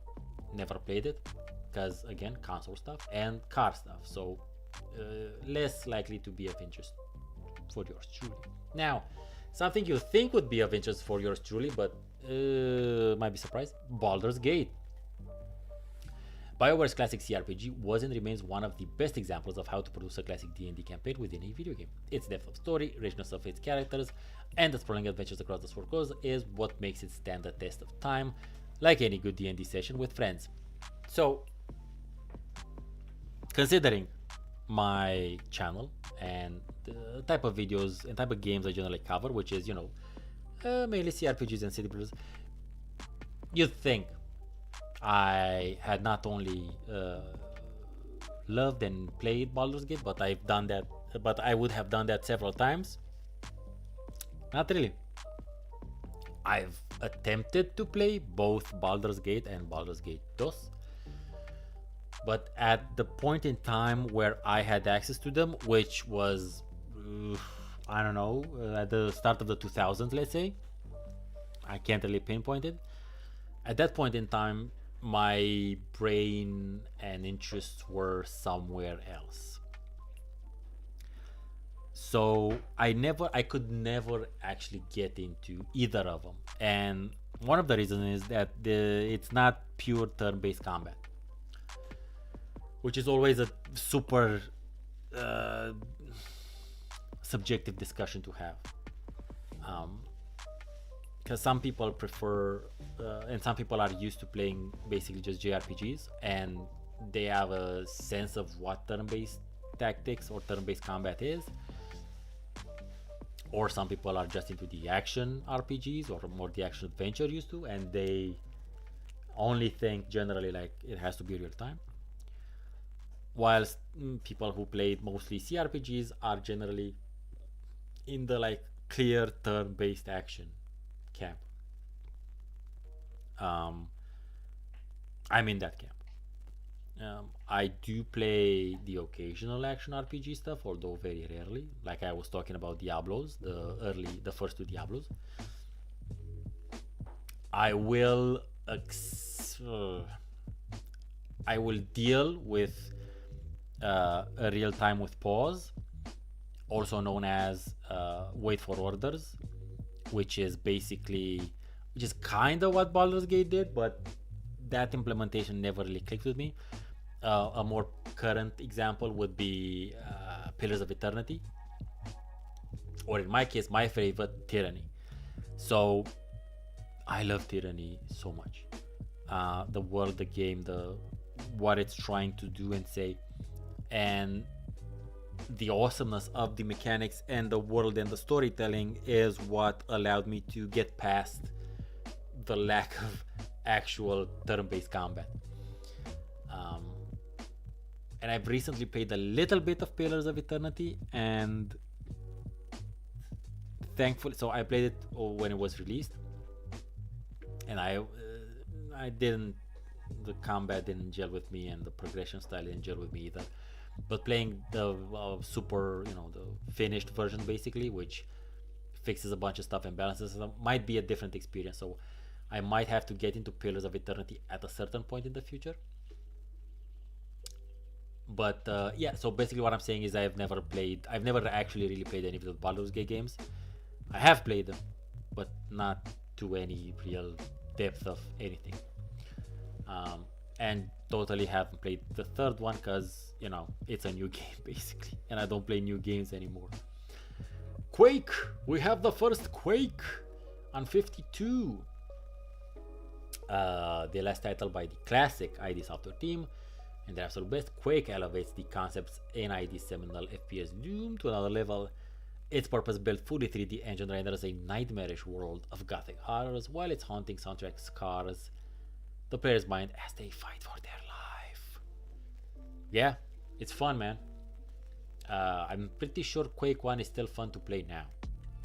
I haven't played it in 20 years, or more than 20 years actually. I think it's still good. I think it still works well, and again, the sound design I think still works well. Sonic Adventure. It wasn't just the first mainline 3D Sonic title. Sonic Adventure developed the series further with new gameplay mechanics and voice acting. The speedy gameplay was left intact and was now complemented by some jaw-dropping set pieces. It was also one of the first console games to utilize downloadable content. Now when it comes to Sonic games, what I do know about Sonic games is that they are supremely uneven in terms of quality, from what I get from people who have played them, which is a bit of a shame, because from what I understand is that a bunch of them have or had a lot of potential, but sucked. So I don't know how valid this actually is. It might be, because I know some of them are good, but like a small number of them are good, from what I understand. Okay, we are halfway through this motherfucker, and Wipeout. Again, I wouldn't have heard of Wipeout or know anything about it if it wasn't for retrogamer, because in one of the magazines I do have, it's covered, like the Wipeout series in general is covered. So again, thank you retrogamer for giving me the information and the awareness of this. PlayStation 2 gaming out of the bedroom. Wipeout managed to take it clubbing. Published by Psygnosis. Oh, this explains things. Okay. This core classic features licensed music tracks from the likes of the Chemical Brothers and Orbital, along with sophisticated, fast-moving polygonal graphics that felt distinctly grown up, taking video game culture to the masses. Players were in ecstasy. See what they did there? Ecstasy, rave, that sort of stuff. Yeah. So haven't played Wipeout. I've read about it, but I've played something else Psygnosis made, and I'm gonna talk about it Tuesday. That game is called Roll Cage. 49, Outrun 2. Over 20 years on, and Sega's sequel remains a permanent fixture of arcades and service stations everywhere. Oh, because arcade. Packed with content, particularly on the Han console version, and awash with those Sega blue skies and a magnificent soundtrack, the King of Drift remains the best arcade racer of the last 2 decades. Oh, by the way, I also talk about the soundtrack. Have a nice meal, Darkwing. You might actually see me later because it's basically just 50, so we're gonna do this for a while longer. I do talk about the soundtrack in Roll Cage as well, which is really important. Yeah. Anyway, Outrun 2. I have nothing. I don't know about it. I know about it again by reading stuff, but not in my general realm. Silent Hill DOS. Again, the greatest Silent Hill game remains in the grimy uppermost echelons of survival horror. Masahiro Ito's grotesque monstrosities are the stuff of nightmares, while the game's tough, hard-hitting narrative remains one of the most mature in video games. A dark, bleak masterpiece then that may never be bettered. Never played any of them. Also because horror stuff isn't super... Horror games aren't totally in my interest. Horror movies either, to be honest. I'm much more of a thriller suspense type of dude. Definitely know there is a bunch of horror-focused, horror-centric communities out there. Randolph being one such human. More power to you. That's really my thing. Wait a minute. We do have Vice City, people. Yes. We have Vice City next to Super Mario Bros. 3, which is an interesting juxtaposition here. That soundtrack, Sunset on Ocean Drive, those iconic Hawaiian shirts, Tommy Vercetti's domination of Vice City, and its 80s inspired Miami is classic Rockstar at its best. Correct. It refined everything that was great about GTA 3. I hope so, I've never played GTA 3, but ran it through a nostalgic 80s filter that enhanced those memorable characters, mob movie references, and over-the-top violence. Very true. I'm glad if there's one GTA on the list, it definitely should be Vice City. If there is one other GTA title that I ever will cover, because I've talked about GTA 2, it's gonna be GTA Vice City. Super Mario Brothers, and so I'm not gonna say much more about it now. Just that it's dope. Pun intended, sort of. Super Mario Bros. 3, among the very best NES titles. SMP3 improves on the original level design and introduces suits to the series. Raccoon, Frog, and Hammer variants let Mario fly, jump higher, and withstand fire. His new skills, they're nothing about the... What the fuck is that called? Tanuki suit. His new skills could have been overwhelming, but masterful tuning makes them intuitive to use. Never played the game. It never made it to my Famicom. So yeah, only I saw it in the Wizard movie, and then I saw it talked about a lot on the internet, but never played it. Pokemon Red Blue. Now talk about shit I've never played. I've never played any Pokemon games or any Pokemon game.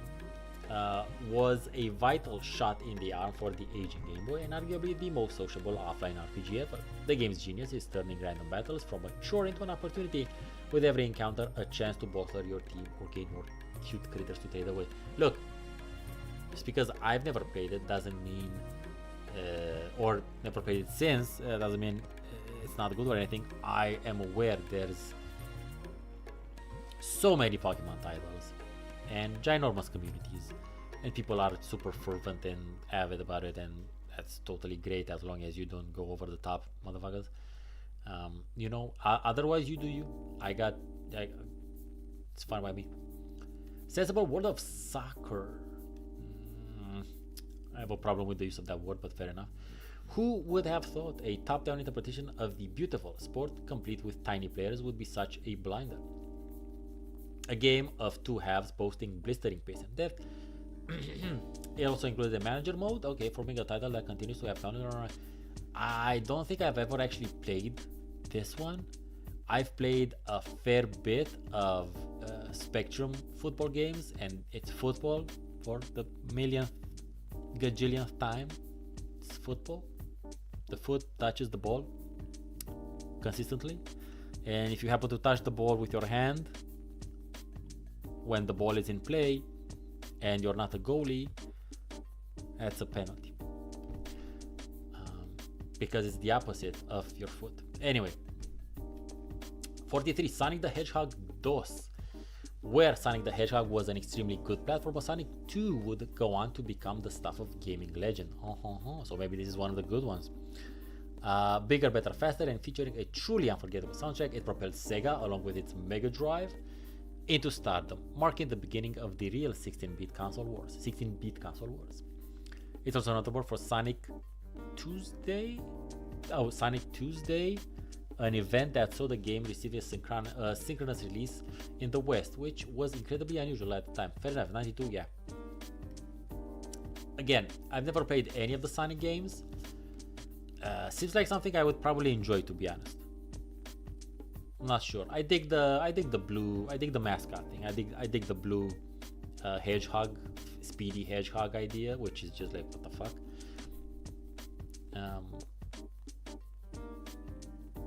And I'm just like vaguely sort of aware. I've seen maybe some cartoons. I've seen that first movie, sure, but you know. Castlevania Symphony of the Night. Konami's sequel to Castlevania, Rondo No Blood. Or actually, it's Rondo No Blood, I guess, because it's fucking Japanese. It's English. Got so much right. Packed with exquisite detail, it oozed atmosphere and brought sublime action defined by its thrilling pace and deft dynamic combat. What's more, Symphony of the Night sounded as good as it looked and was pivotal, pioneering in forwarding the Metroidvania template. Yes, valid. However, from what I've read and what I know from people who were around, I mean, I was around back then, but who were into console gaming and have been into console gaming since then and console collecting, this is kind of more or less like retroactive. Symphony of the Night wasn't, from what I understand again, wasn't well received at the time of release. It only became what it is later on. Oh shit, yes.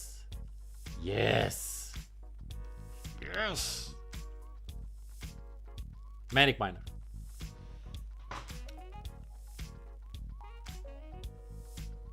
There was some noise. Manic Miner. Revolutionary and all-conquering in its day. Matthew Smith's inspired platformer is still an object of size in compelling gameplay. True, crammed full of cheerful lunacy in terms of Willie's opponents, Manic Miner's vibrant levels are unforgiving until you crack them, which of course spurs you on to beat the next.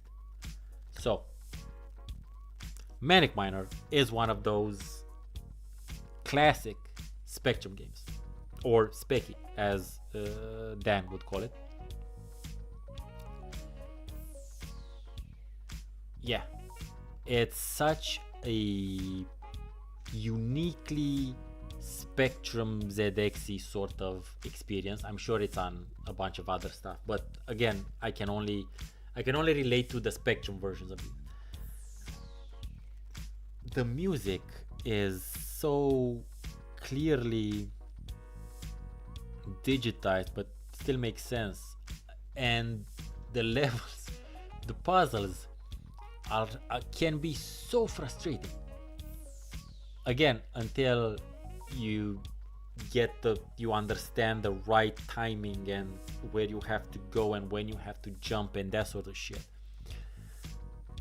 It's definitely a sign of both its time and its platform. That doesn't necessarily mean it aged unwell, let's say, not well. There's a lot of sort of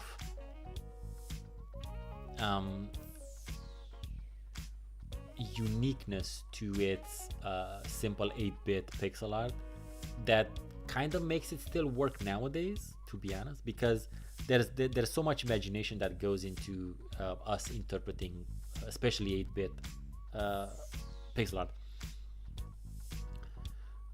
as well as the other stuff. Like these types of games, these types of puzzle games still exist.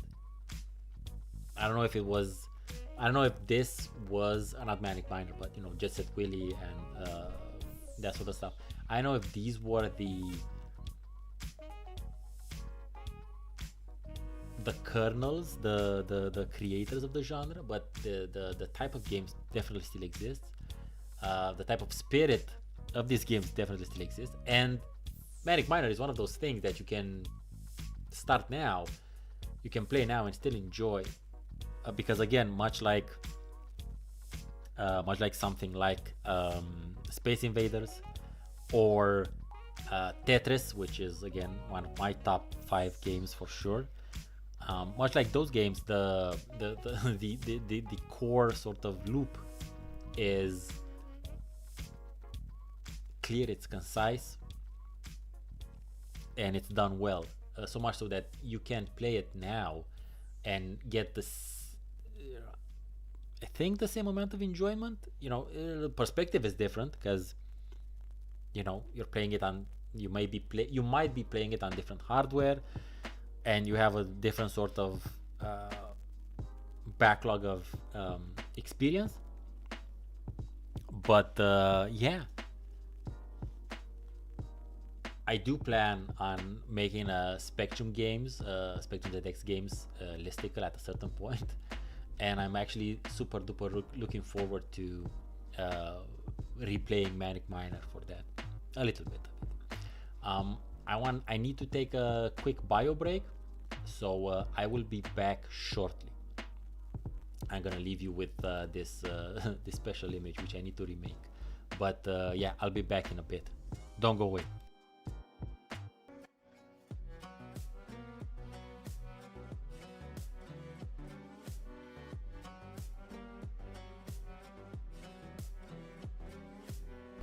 And I am back.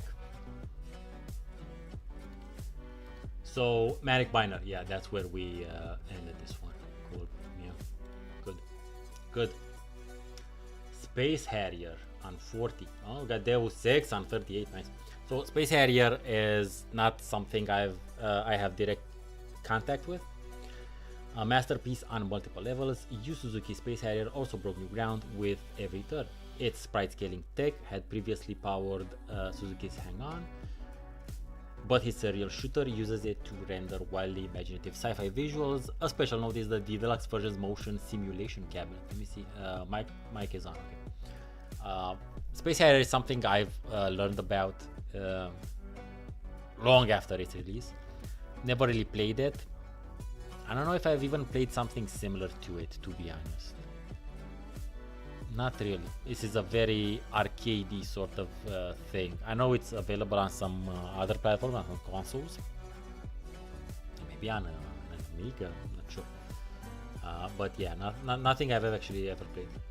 Final Fantasy VIII. Okay, it's an interesting choice. Square went in a bold direction with this hotly anticipated RPG, introducing the new junction and draw system for Magic and opting for a more realistic visual style. Those changes may have been divisive, but the lavish production values and memorable cast ensured that it picked up plenty of fans. This means Final Fantasy VII is gonna be later, I'm pretty sure. This is the one I think. Again, haven't played it. I've only seen Spoonie's sort of retrospective on these one. This is the one that ends up with Love. If I remember winning the day. Deus Ex. It wasn't just that Deus Ex empowered players with the freedom to turn their version of JC Denton into a character befitting their own playstyle, but the fact that it all fit together into a deep, dark, and well-released cyberpunk world helped to draw players into its narrative as much as its immersive gameplay. Now, Deus Ex is one game that I kind of regret not playing. Not necessarily just not playing when it was released, but in general, because it does seem to be the type of stuff that I would love to play.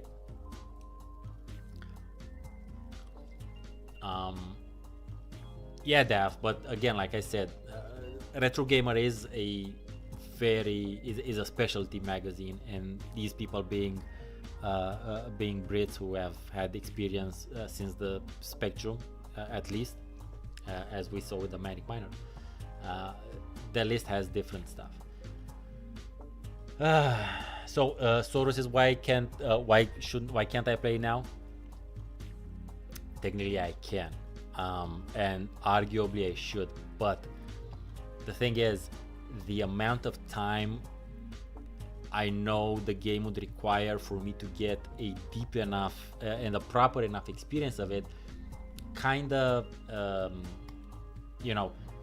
prevents it from actually being something that I ever get into to dive into properly, just because of that time commitment. Because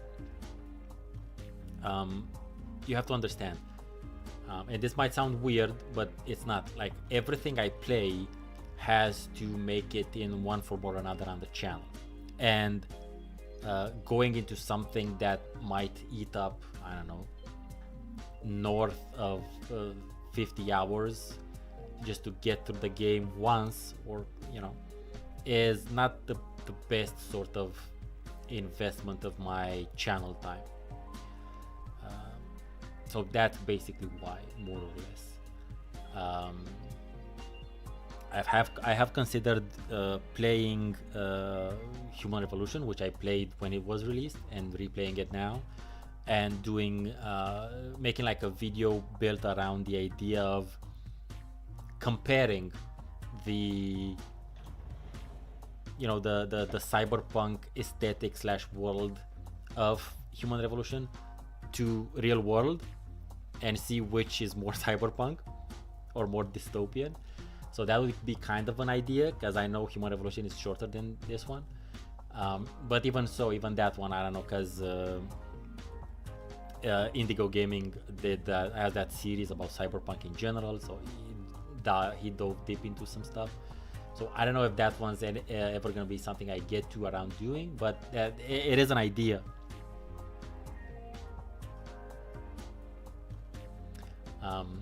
It is one of the ideas. I don't know. We'll see. Like, it's not necessarily, like, maybe I get around to play it and I'll make a video about it, and that's gonna be the thing that skyrockets my channel. I fucking doubt it though. I deeply doubt it, but you never know. I'm pretty sure I'll get around to it eventually. I hope to still have I don't know, like 45 years of life left, maybe 50. So I'll get to it eventually. Number 37, Streets of Rage 2. The first Streets of Rage was Sega's valiant effort to go 12 rounds against Capcom's Final Fight beat-em-up juggernaut. It was the game's sequel, though, released 1 year later, that gave it a true run for its money, thanks to its outstanding graphics, great multiplayer, and one of Yuzo Koshiro's best soundtracks. So, Streets of Rage is A series I did play, I've played a couple of the games in the arcade, but not a lot. I don't know, I'll just be frank with you, not a lot. I did play Streets of Rage 4 that was released a couple of years ago. I played it on the PC with a controller. I streamed it several times and I really loved that game. A lot. Like a lot. So really interesting to see it here. And glad to see it here, to be honest, just because of me having the experience of playing. So just so you know, I've played Streets of Rage 4 so much. I've played it and finished it on all the difficulty levels, I'm pretty sure. So yeah, I really dug it. Fun game. 36. World of Warcraft. At its peak, WoW was played by 12 million people monthly. I think I played it during its peak, to be honest. It made a leap into broader pop culture and has been a touchstone for every other MMO released ever since. But arguably more importantly, it's been the foundation for countless friendships, competitive guilds, and even fostered more than one marriage. Whew, the amount of ink, digital ink spilled on talking about World of Warcraft has been massive. Dan, I don't know what to tell you. I enjoy that type of art style, the comic sort of thing, because I love comics. You know, whatever. I understand the gustibus and all that, but I enjoy the art style. So yeah, you can play it in retro mode, by the way. At least the characters you can play, you can unlock the pixel art characters, so you can play with the pixel art characters if you want to do that. I don't know if you can. I don't think you can turn the entire game pixel art with a pixel art filter, but you can play with like the pixel art axle and shit like that. I unlocked a bunch of them. Oh yeah, and you unlock stuff. You don't pay for stuff. You unlock stuff. Although there is a DLC. Anyway, yeah, World of Warcraft. I played World of Warcraft. I played World of Warcraft in the 1 year I can definitely pinpoint is 2007. But I can tell you, I played it in full-on Burning Crusade and then into Wrath of the Lich King. So that's when I played World of Warcraft. Meaning that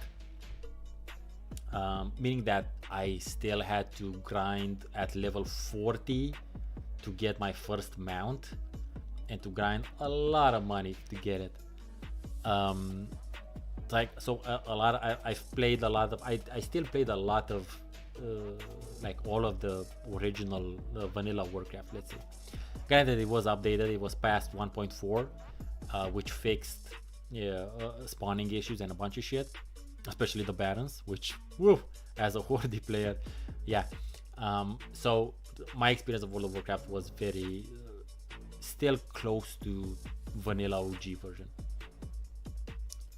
but years later, after the thing that still stuck with me and sticks with me is how fun it was to be part of a guild, and having that social aspect was like the main, it eventually became the main sort of appeal of being in the game for me.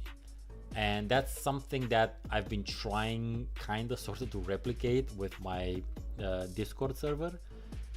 Hasn't been that successful, unfortunately, but it's also maybe because my Discord server is very, private and limited to just my friends and patrons for now.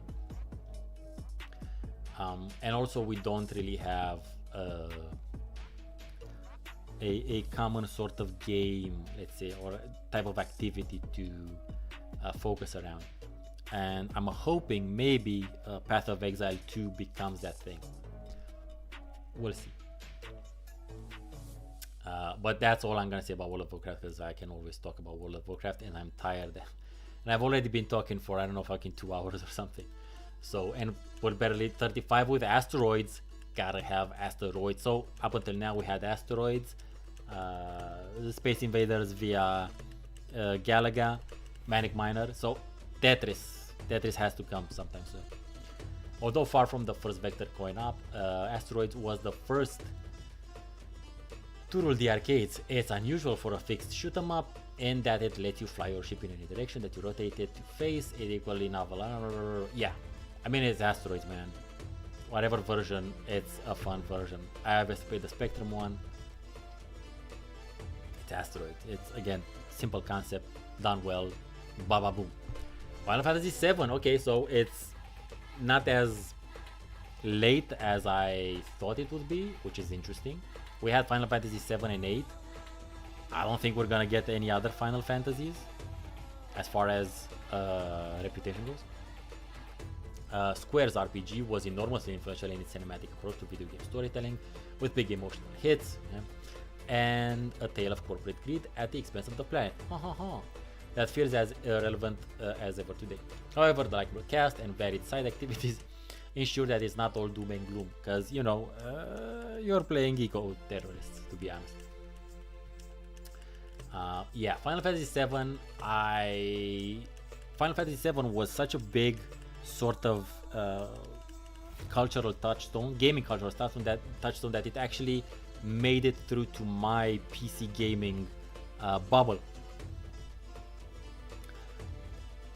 So yeah, it's a very sort of it made it into my PC gaming bubble to such an extent that it actually made me it made me interested in wanting to play it, and I couldn't play it for the longest time. Granted, I could have emulated it at a certain point, but I didn't. However, when the remaster came out, they also made it available on PC, and I started playing that one, and I was kind of enjoying it, to be honest. But at a certain point, I didn't save, and I lost like an hour's worth of progress or more, and that's just not something I was at an age where I could eat that time investment. But I did enjoy it for as long as I played it. If you need a in-game sort of, like, I remember I had found X13, so it was a bit after that, but I don't know, I can't really tell you where or when. 33 Lemmings. Apparently lemmings have a primal urge to kill themselves. No, they don't. And that made up Disney fact, okay, provided the perfect premise for DMA's design delightful original puzzle. Highly ported and surprisingly addictive, this endearing game looked basic, and initially appeared simple to play, but saving those rodents required much strategic thought and surprisingly fast reflexes. Never played Lemmings. I do know it's super classic and it's fair enough. I'm still hoping, but we're close to the 30s, don't 20s, and still no worms, and we've had shit like Final Fantasy and Vice City, so I don't think we're gonna get worms on this one, unfortunately. Gauntlet, one of the earliest 4-player co-ops, 85, Atari's epic dungeon crawler challenges up to 4 friends to take on demon hordes in a heroic quest.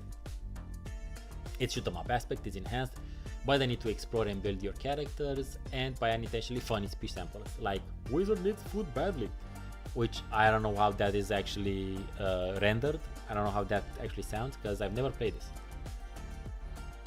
I've played similar-ish top-down games, but not this experience.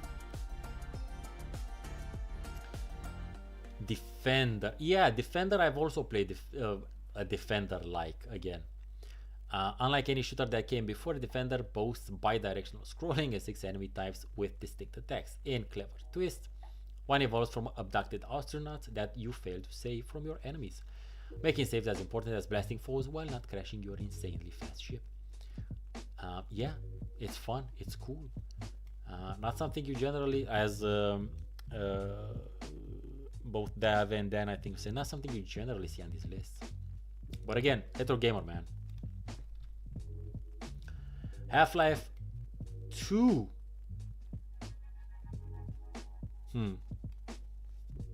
Concern about Half-Life 1 being later on. Half-Life is considered one of the forefathers of the thinking man's shooter. and its 2004 sequel took everything that made the original great and turned it up to amazing. Presentation, story, gunplay, and multiplayer were and still are top notch. Also, Half-Life 2 was the first true trial by fire for Valve's now ubiquitous Steam platform. Okay, kids, so I did not like Half-Life. Yep, I played it. Actually close to release. I played a fair bit of it. I think I played it well past the halfway mark. Then I didn't care for it. It just didn't do anything for me, man. Nothing. So the same goes for Half-Life 2. Super Metroid. So that's why I'm concerned about Half-Life being later on, because why put Half-Life 2 here? I mean, anyway, not for me. I don't know what to tell you. Super Metroid, we had Prime earlier. Building on the strong foundation of the NES original, Super Metroid offers a non-linear world that gradually opens up as Samus gains new abilities. I don't know how the name is pronounced.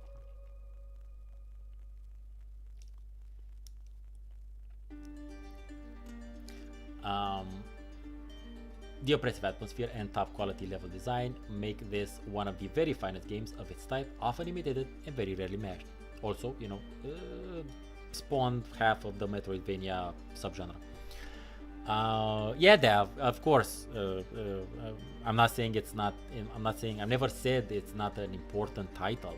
It was industry wide for people playing it. Just nothing. It just never did anything for me. Even at the time. Holy fuck, we got Pong. Okay. They came here to play, people. They pulled the heaters out, as it were. As one of the earliest commercially successful video games, Pong, if I don't see Tetris in the top 5, I will throw a shit fit. Pong's position as a gaming legend cannot be overstated, that's true, despite the legal wranglings that follow. Pong's singular gameplay, players hit the ball until someone misses, and did it to a vast audience. It remains one of the most accessible and compulsive two-player games of all time, that's very true, and it's also one of those games which is really useful if you're learning to code, when you're learning to code, you know, games, or, you know, learning to code stuff and things. Not necessarily, you know, servers or whatever the fuck, setting up servers or scripts. Pong is one of those interesting challenges you can set for yourself to, like, code Pong in whatever you're learning. Hey, Dinaxic, welcome. Yeah, well, rest assured, I will leave the stream public after I'm done, so you can go back to it and go through all of them. It's been super interesting and super cool, and not the type of list you generally see. Oh, nice, you have a plug and play Binatone, again with the pronunciation, man. A Pong machine from the late 70s in my collection. That is, like, those things, I know there was, like, sounds of weird ass Pong machines made. I'm pretty sure there's someone out there who just collects Pong machines. The first Resident Evil, while it is not fair to call Resident Evil the original survival horror, yeah, I'm pretty sure Randolph would have some shit to say about that, because he does videos about, like, Japanese horror titles that came long before this, and not necessarily just Japanese. There's some interesting horror titles that were made in the West as well. It is still definitely the one that introduced a new generation of fans to a new genre, with ingenious jump scares, memorable lines, cheer sandwich, again, I have no clue what the fuck this is about, and often criticized tank controls. Oh god, motherfuck tank controls, I'll get back to them. It created the blueprint for others to follow. Yeah, so what I'm gonna talk about isn't about Resident Evil, never played it, fair enough. Tank controls. So tank controls were so popular around that time, or actually later on, that for some reason, I still don't know if he ever actually explained why. Tim decided to put tank controls in Grim Fandango. Now, maybe he wanted it just to set it apart from point-and-click adventures that he had made previously or that were generally being done at the time. But let me tell you this. Let me tell you this. Me, like, I love Grim Fandango.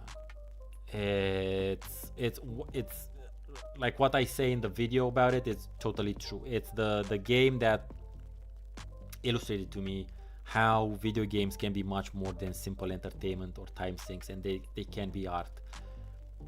But playing it with the tank controls originally was a ginormous pain in the shit neck. It was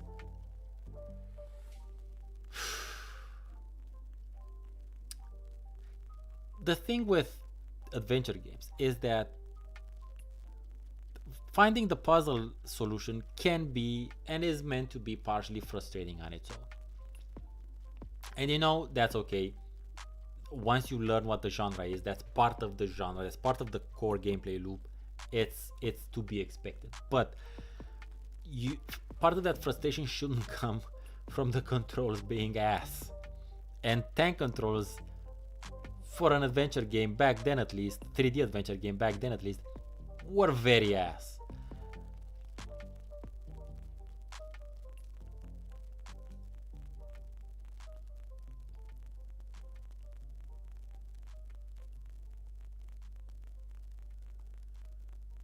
Well, the Naxic, I'm pretty sure Tennis for Two use the potentiometer as well, or two potentiometers maybe. So that's my rant on tank controls. Thankfully, the remastered version, I did finish it originally with tank controls, but the remastered version, you can play it as a point and click, and it's so much better. Sometimes people, some retro shit should stay in the past, and tank controls is generally one of those things. I don't know if generally, but at least in the case of Grim Fandango, it should be one of those things that stays in the past. Resident Evil 4, okay, we got 3 Resident Evils. I think we're overburdened with Resident Evils, but whatever. Capcom rebooted and revitalized its famous survival horror series with this 4th entry in 2004. More action-oriented than its predecessors, RE4 eschews puzzle and tank controls for a fluid and modern experience as cop Leon Kennedy investigates the disappearance of the president's daughter in the rural backwaters of Europe. Yeah, thankfully, again, thanks to retrogamer, I read an entire article about Resident Evil 4, and I got a better sense of its importance. But fucking hell, 3 Resident Evils already. Come on, guys, get it together. Shit. Oh, they have GTA 3. Why GTA 3? You had Vice City. You were winning. Why GTA? Anyway, Secret of Monkey Island. Good. Finally, we haven't had a lot of. We've only had Day of the Tentacle, which makes me think. I think Indiana Jones and Fate of Atlantis should be maybe later on, or maybe it won't be. Depends. The simple story of how the bright-eyed, but not very bright, Guybrush Threepwood wanted to be a pirate, started a classic series of point-and-click adventure games, still alive in many fans' hearts. That's true. Through duels with insults and clever humor, this adventure shines strong many years later. Yes, so The Secret of Monkey Island, I played it a long time ago. Not that long time ago, but a long time ago. Not in 1990. I played it sometime, I think, towards the late 2000s. But this was still the original version, let's say, not the remastered stuff, which I also played, and it's also fun. Yeah, it's definitely, like, if you're into adventure games, it's one of the must-play titles. You can argue about one of the other ones, the sequels. You shouldn't really argue about this one. This one should be played. This one, Day of the Tentacle as well. I will argue against Fate of Atlantis, but for reasons I state in the video. And also recently we got an actual a proper sequel to the second one from Ron Gilbert, Um, yeah. Fucking GTA 3. Why? Why? No, no. You wasted the spot. Switching away from the flat aerial view to 3D polygonal graphics, the third main entry in this controversial crime-centric series brought Liberty City to life, providing an immersive playground that allowed gamers to indulge their darker side. This timeless tale revolutionized open world gaming while reopening the debate over violent video games. Oh my god, do you remember that? Jack Thompson and shit. Oh my god, that was boring. I don't know. This is the first entry I have a sort of an issue with, because in my book, Vice City is arguably the best sort of combination and balance of Grand Theft Autos. Keeping in mind, I have played 1, I love 1, I've played 2, and I've replayed 2 and don't love it anymore. I should play 1 again, I think. I think I need to make a video about GTA 1. Just GTA 1. I don't think I actually played 3. I might have, but I did play the shit ton out of Vice City and then San Andreas. Granted, I haven't played anything past 4. And judging by what I've read, I haven't really missed much, personally. But between this and Vice City definitely has the much more particular aura, aesthetic, theme, awesomeness, nostalgia.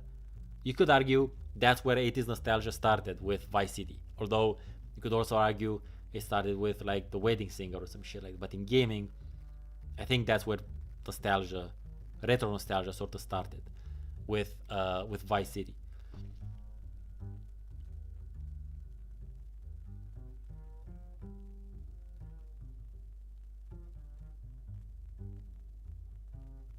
Okay, the next, it's no fuss, no, yeah, it's not no fuss, no buzz, no fuss. But fair enough. GTA 2 might be good in LAN. I do not know. I replayed it some years ago, and there was just not the thing. The spark was not there anymore. And I talk about that in the video, and I realized that whilst playing it and whilst writing that review that whilst the game itself is funny and fun and whatnot, what I liked about the game was what we did around the game. That it was a sort of like a party game that was about togetherness and hanging out and that sort of stuff. Now, it was never about the game. It was just about as a group, being a group, hanging out with friends and playing and doing stupid shit within the game. But it was never about the game. At least as far as I'm concerned. But I might have to look back at GTA 1, because I remember playing GTA 1 and enjoying it a bit, and enjoying it at a different sort of level. I'll have to see about that. I have a bunch of older games that I need to look into. We'll see how next week's video does in regards to car shit. Halo Halo again. So I'm tired. I've been talking for, I don't know how long this has been going, 2 some hours, 2.5 hours. So pronunciation is gonna go up the shitter. But we still have 20 shit to go. Bungie's Halo would go on to redefine the FPS genre, like so many shooters before it. Its shielded 2-weapon armor system, just weapon system, is still utilized within the genre today, while its multiplayer mechanics have also gone on to create templates that are still widely in use, particularly on consoles. Epic storytelling and challenging enemies, enemy AI cemented Halo's status as an essential Xbox game. I played it on PC, I finished it, I enjoyed it, but again, FPSs were never my thing, really. So, yeah. I do know it was ginormous on consoles, especially Halo 2 also. More power to you, I got nothing against it. Just, you know, no. R-Type, by the late 80s shmup devs, which I have an issue with that abbreviation. I don't know why we don't call them shoot 'em ups, but whatever. Devs were focusing ever more on pushing speed and bullet count. And then there was R-Type, a 2D shooter that pursued atmosphere, claustrophobic level design over spiraling bullet counts, and the feeling of venturing into realms unknown.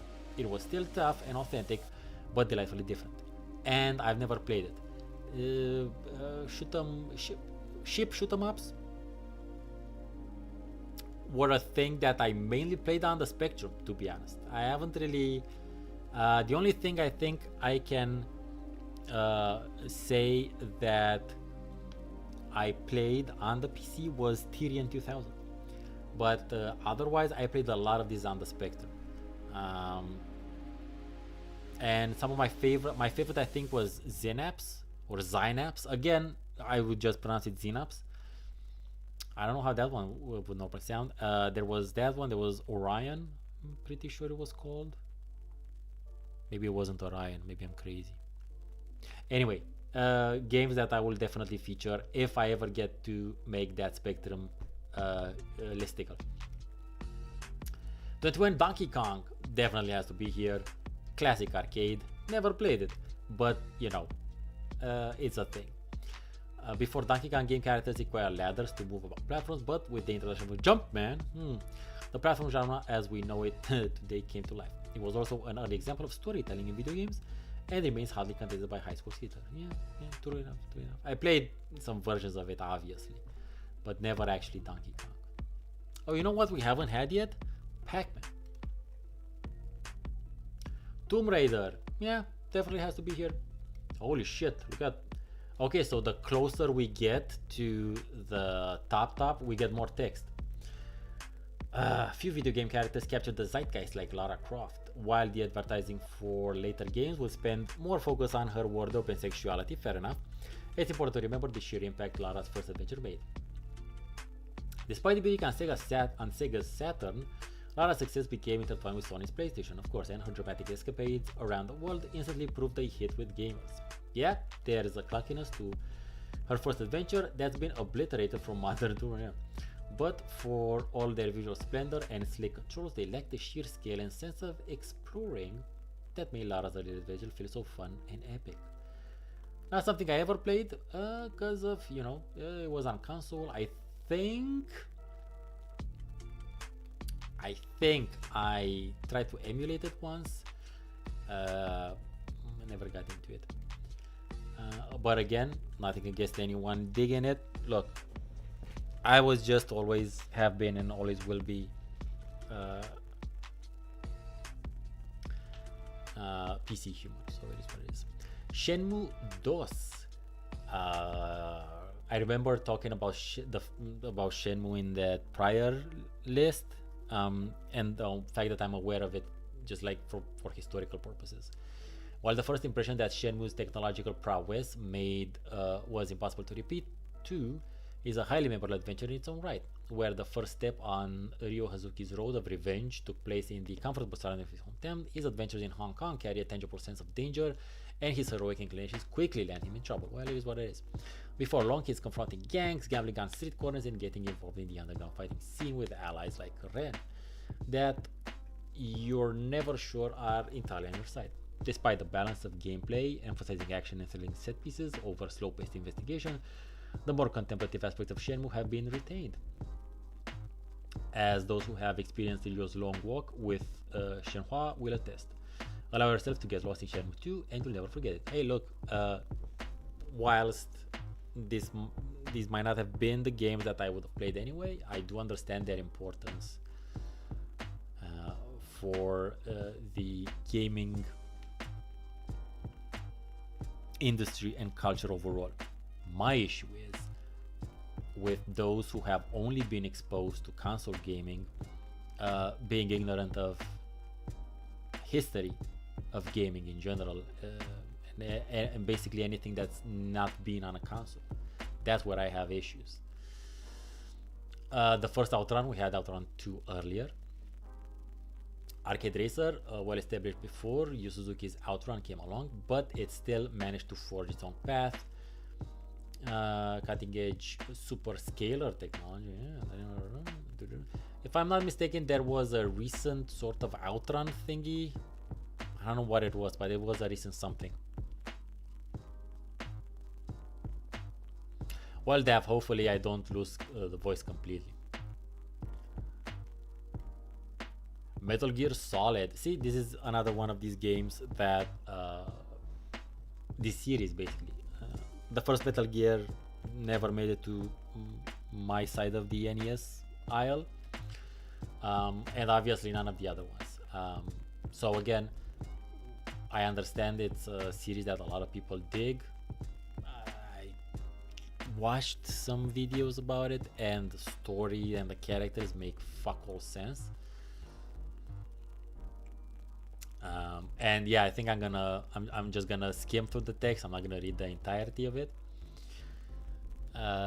Solid Snake's 3D debut was no less impressive. Yeah.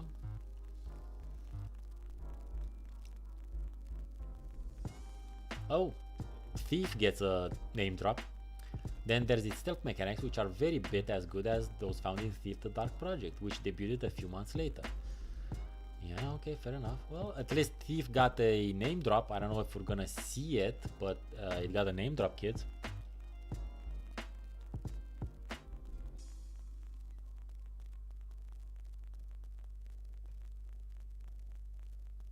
Yeah, unfortunately, most of the games, especially older games, retro games that we love,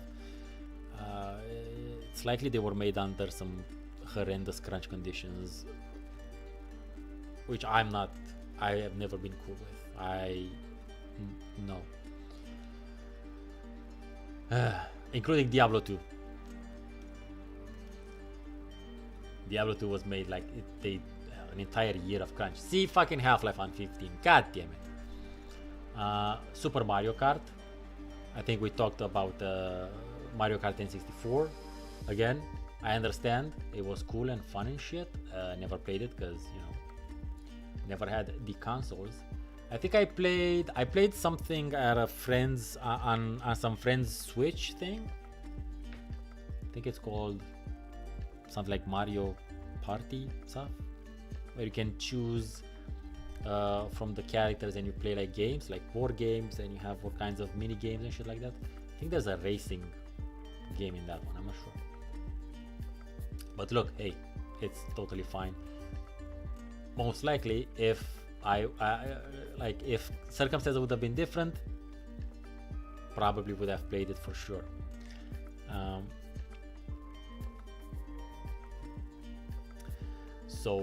Yeah, fair enough. Yes, Half-Life. I mean, I just don't understand why we had to have Half-Life 2 as well. Like, really, I understand this one has to be here, but not 2. Talks about Gordon Freeman, doesn't utter a word, which is fair enough. Yeah, I remember the intro as well. The game's many scripted set pieces distanced from other shooters of the period. I mean, I guess.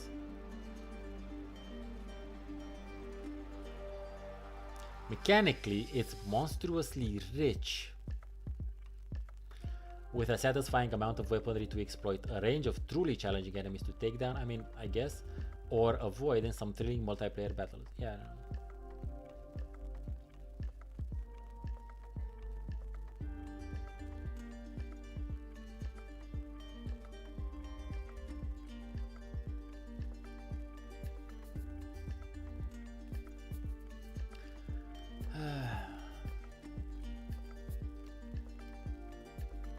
GoldenEye 007. This is one of those games that, again, I only became aware of once internet was a thing, because this was again on the Nintendo 64, and I've seen documentaries about it and read about it and understand its importance. Likely or unlikely something that I maybe would have played, again, if circumstances were different. Huh. So we got... This is the third Sonic we have as well. It's the first Sonic, but it's the third one on the list. They're keeping balance, although I guess the first Mario Brothers is gonna be a bit later on. Developed to provide Sega with a mascot to rival Mario, yeah. Launched the company to previously unimaginable heights. Fair enough. Yeah, the character design, I get it. There's something fun and appealing about Sonic's look and design. I don't know. Okay, let's go into the tops.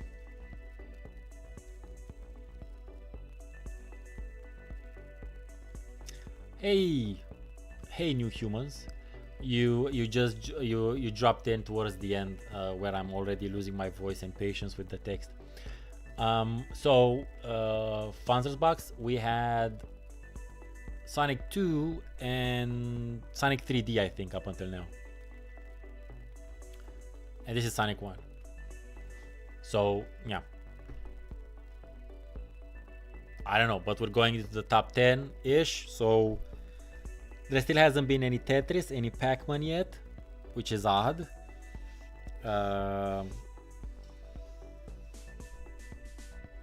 There's gonna be Super Mario Brothers, I'm pretty sure. I'm thinking what else hasn't been featured yet. That's important.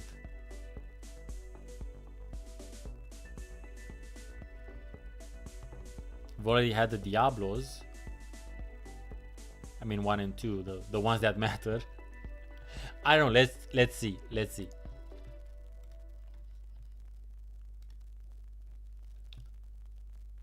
Okay, we get the original Space Invaders. Okay, cool. We had Galaga earlier, but we also get the original Space Invaders. That's nice. The dominance of titles gaming arcades during the late 70s and early 80s was as relentless as the game's invading enemies. Pac-Man. Okay, we get Pac-Man name dropped. Come on. Like Pac-Man again? Come on. 11. Zelda A Link to the Past. I've talked about the Zelda games. Never played them because was never aware of them until the mid to late 2000s. Oh, after the divisive second outing, yeah, it talks about that second weird lateral scrolling one. Added a new layer of 16-bit shine and refined it to perfection. Yeah, cool, definitely. I'm pretty sure people would have rioted if not enough Zelda and Mario was on the list. Oh, I think we're overdoing it now, because if Super Mario World is on 10 and they still haven't had the first Super Mario Brothers.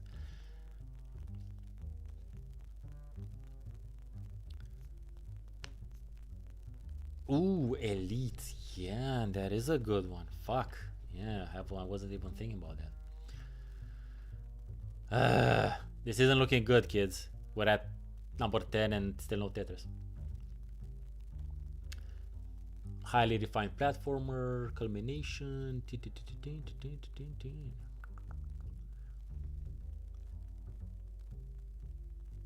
Okay. Okay, so the first Shenmue is on 9. I think, again, like, one issue I sort of have with these lists is, look, bro, when you're talking about big series of games, like, I understand the impulse, because sometimes they're very different, much like with the Ultima, let's say, because we had 4 and 7. But when you have like 2 games, like in the case of Half-Life, how about you just pick one?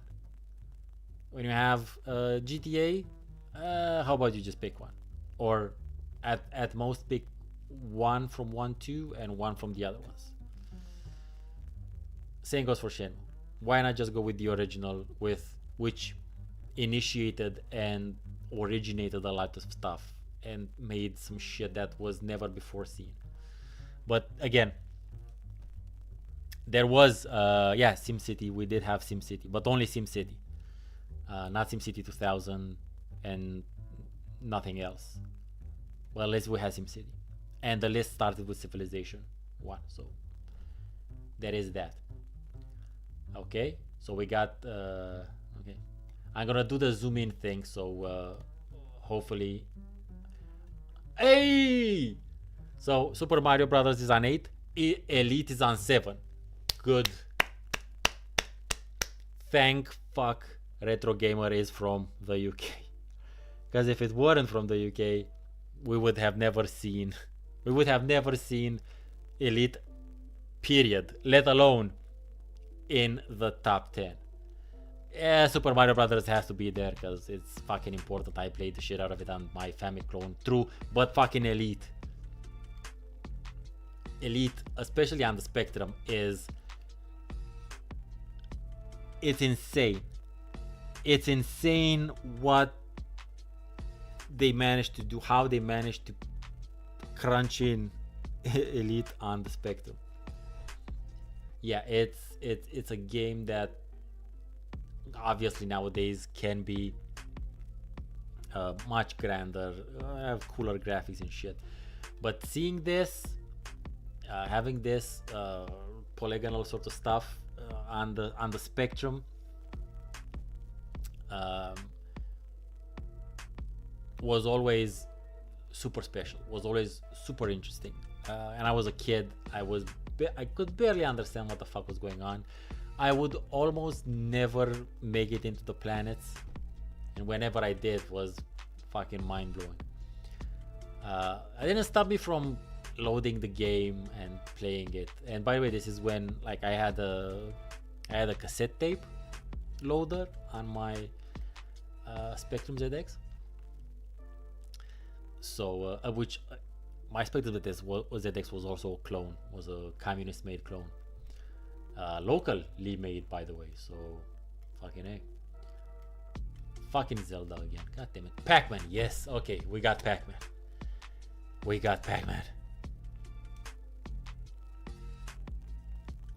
Bunikutu, yeah, it's up until 2007 PS2 original Xbox, that is. We had Pong, we had Manic Miner. You're gonna have to rewatch the other 2 hours to go through all of it. But just here we have Elite, so Elite is fucking the bomb. And also have Pac-Man, which I'm glad about having it. Does this mean Tetris is in top 5? Was I right? Am I right? Will Tetris be in top 5? Let's see if they say anything cool about Pac-Man. Little they know they would be creating the blueprints for one of gaming's most enduring franchises. That's fairly true.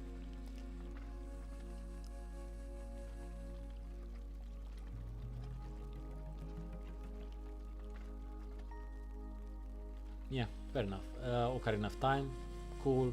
I'm glad you enjoyed it. Whoever played it, if you played it, yeah. Let's see. Street Fighter 2. I'm cool with Street Fighter 2. Has to be. You know what hasn't been? Mortal Kombat wasn't anywhere up until at least now. Capcom sequel not only punched its predecessor to the floor, fair enough, but started a revolution in arcades that led to an explosion of similar games. True. Whereas globe-trotting combatants, slick animation flash, special moves, and clever combos, it offered a satisfying array of mechanics that anyone could pick up. I mean, fair enough. But only the most devout would fully master. This led to a huge resurgence of fighting games in the arcades and a rivalry between Capcom, Sega, SNK, and Namco that remains to this day. Street Fighter 2's heroes are every bit as recognizable as the game itself, that's true, and while new contenders have entered the fray over the years, Capcom has always ensured that the likes of Ryu, Ken, and company have featured in many later games. It's truly monumental brawler, blah blah blah. Yeah. Super Mario 64, I guess it's not my. This isn't.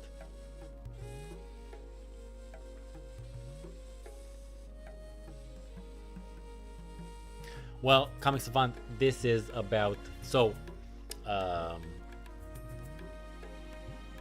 actually made this point a couple of times. There's a bunch of games here that you can still play now because of the simple and clear core gameplay loop, which has been replicated and just enhanced with time, but the original still makes sense. While some of them have been superseded, we still have to we need to know where things came from, and we need to give flowers to those things. We need to pay tribute to them. So in that sense, yeah, more recent Civilization titles are much more grander, let's say, in scope.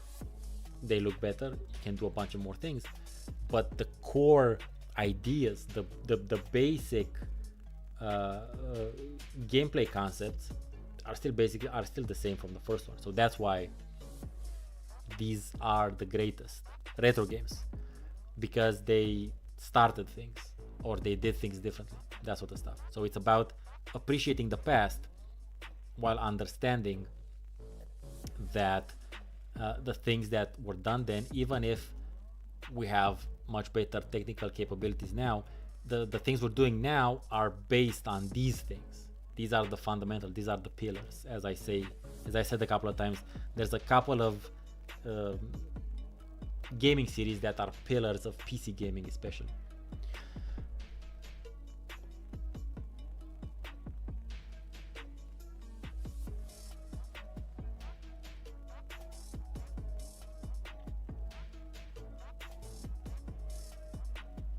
Cosmic Savant, it depends on how you look at things. Because there's a lot of subjectivity in that. There's basically subjectivity in any sort of human endeavor. Objectivity is a weird concept. So yeah, in some circumstances, the most important things can also be the greatest.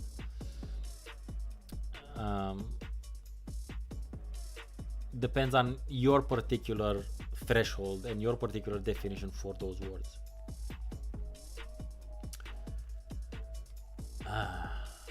Okay, so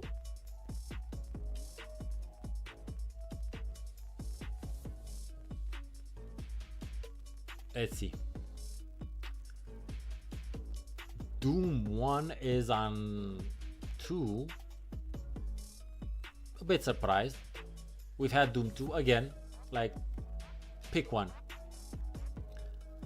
And yeah, so I was right. So the closer we got to the top, we got more text.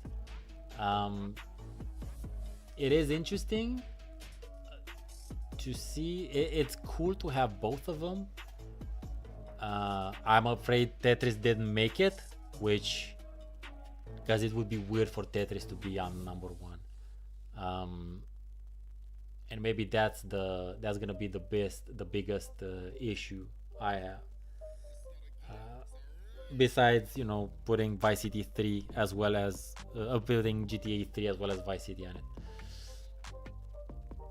So between Doom and Doom 2, I don't know. It's a difficult choice with which one I would go.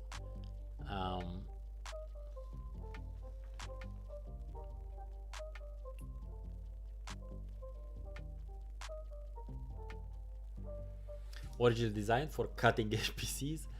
Doom immediately caught the attention of gamers thanks to its flashy visuals, superbly atmospheric lighting effects, tremendous level design, and satisfyingly enjoyable gunplay. Fair enough.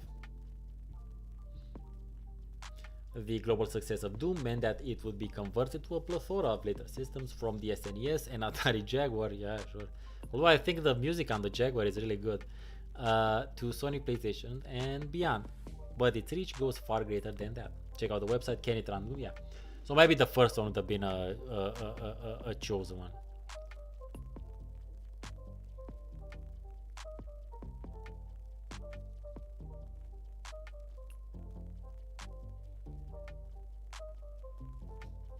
Well, they have both of them, so okay, let's see what's on number 1. Oh my god, it's Tetris. Extraordinary. I cannot believe it's actually Tetris. Wow. Okay. So this is the best list in history. Okay, so look, I love Tetris.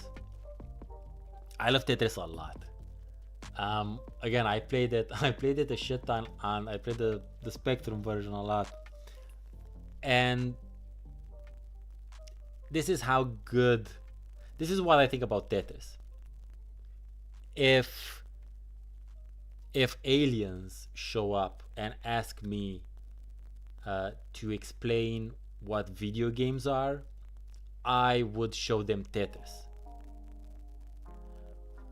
That's how important Tetris is for me as far as gaming is concerned. I believe, I think it defines video gaming, because of many reasons. But I'm truly unexpected. I wasn't expecting to see it as the first, top 5, sure, but 1, fucking hell.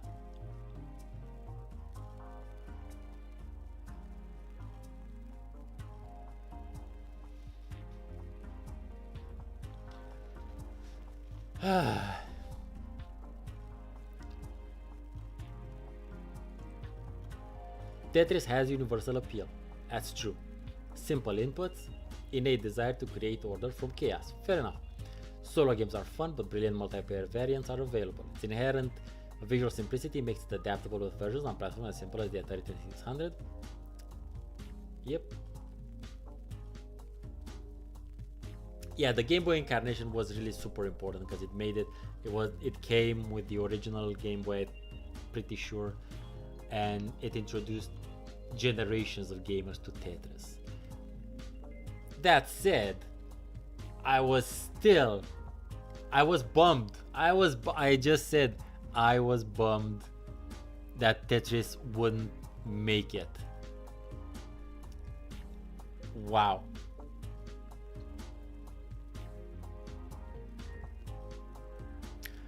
No, there was never a Tetris 2. There were always like different approaches, colors, speeds, different mechanics, different techniques, different ways of playing it, but not really a Tetris 2. You can't really have a Tetris 2. I wasn't expecting anything, to be honest. I was dreading, to be honest. I was dreading it would be like another Zelda title or some shit like that. But look, man, I'm pretty sure the retrogamer staff came through on this one. Look, there's a bunch of people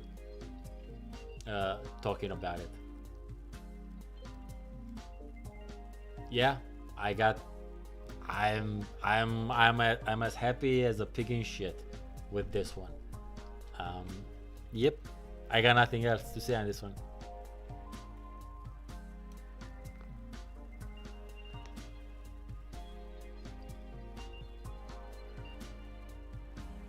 Exactly, Cosmic Savant, and that is one of the reasons why I would use it to explain video games to aliens.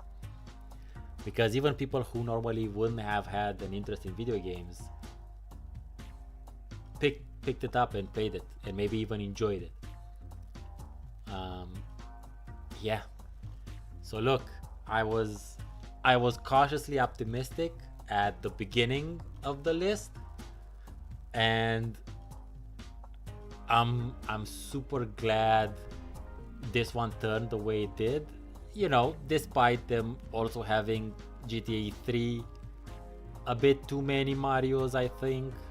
StarCraft on 96. That one sucks a little bit. But it has Tetris, it has Pac-Man. It has Galaga, Space Invaders, Manic Miner, Pong. It does also have Pong, so it doesn't skirt around the truly old school classic retro games.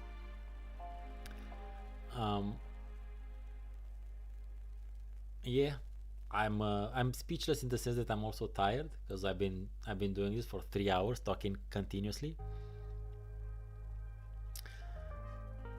Yeah, of course, no list can be perfect because it's like by their no, Cosmic Savant, it wasn't. It actually wasn't, and it's a bit of a shame.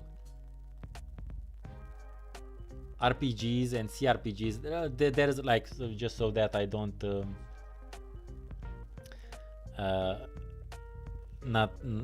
not spoil it for other people who want to watch. There were a couple of CRPGs, really big names, to be honest. Not that one.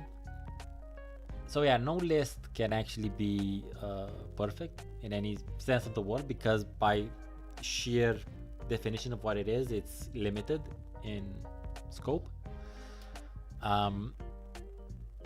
However, you can definitely see, so if you watch this stream and then you go back and watch the stream I did about, I have them in the description, about the edge list, and then even backwards, the GQ list, you will definitely see a super clear difference between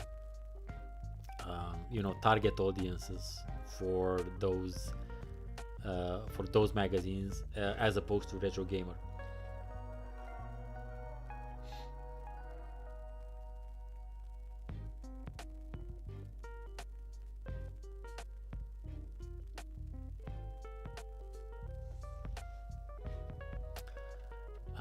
Yeah.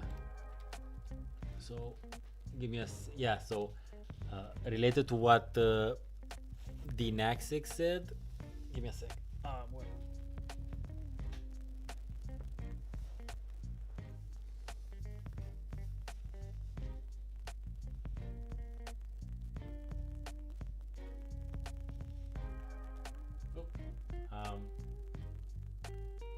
Heroes of Might and Magic 2 and Green Fanta. So yeah. Anyway, thanks for sticking with me for I don't know, those of you who've been around for like 3 hours. My voice is slowly receding somewhere.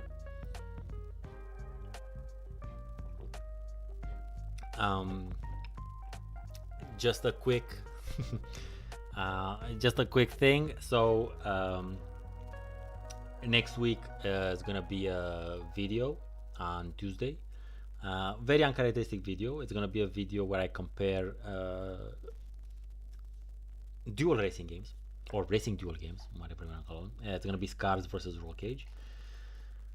I'm varying the types of things I cover, so experimenting and stuff. But yeah, so that's coming next week. There's gonna be a bunch of quicker sort of videos that start with this one next week. Very different videos, because I'm working on some stuff, some deeper dives in the background and analytical. That will be coming up soon. So there's that. Anywho, I'm kind of tired. Talking for 3 hours straight is quite the taxing experience, but it was fun. This was a fun list to go through, and hopefully you had likewise some amount of entertainment. You got some amount of entertainment out of it. Yeah. Like it, share it if you enjoyed it. Consider becoming a patron if you can. Otherwise, just watching my videos and commenting on them is cool. I've been Steve Nonsense, and thank you very much for watching again, and have a great rest of your day, because this is gonna stay recorded. So yeah, see ya.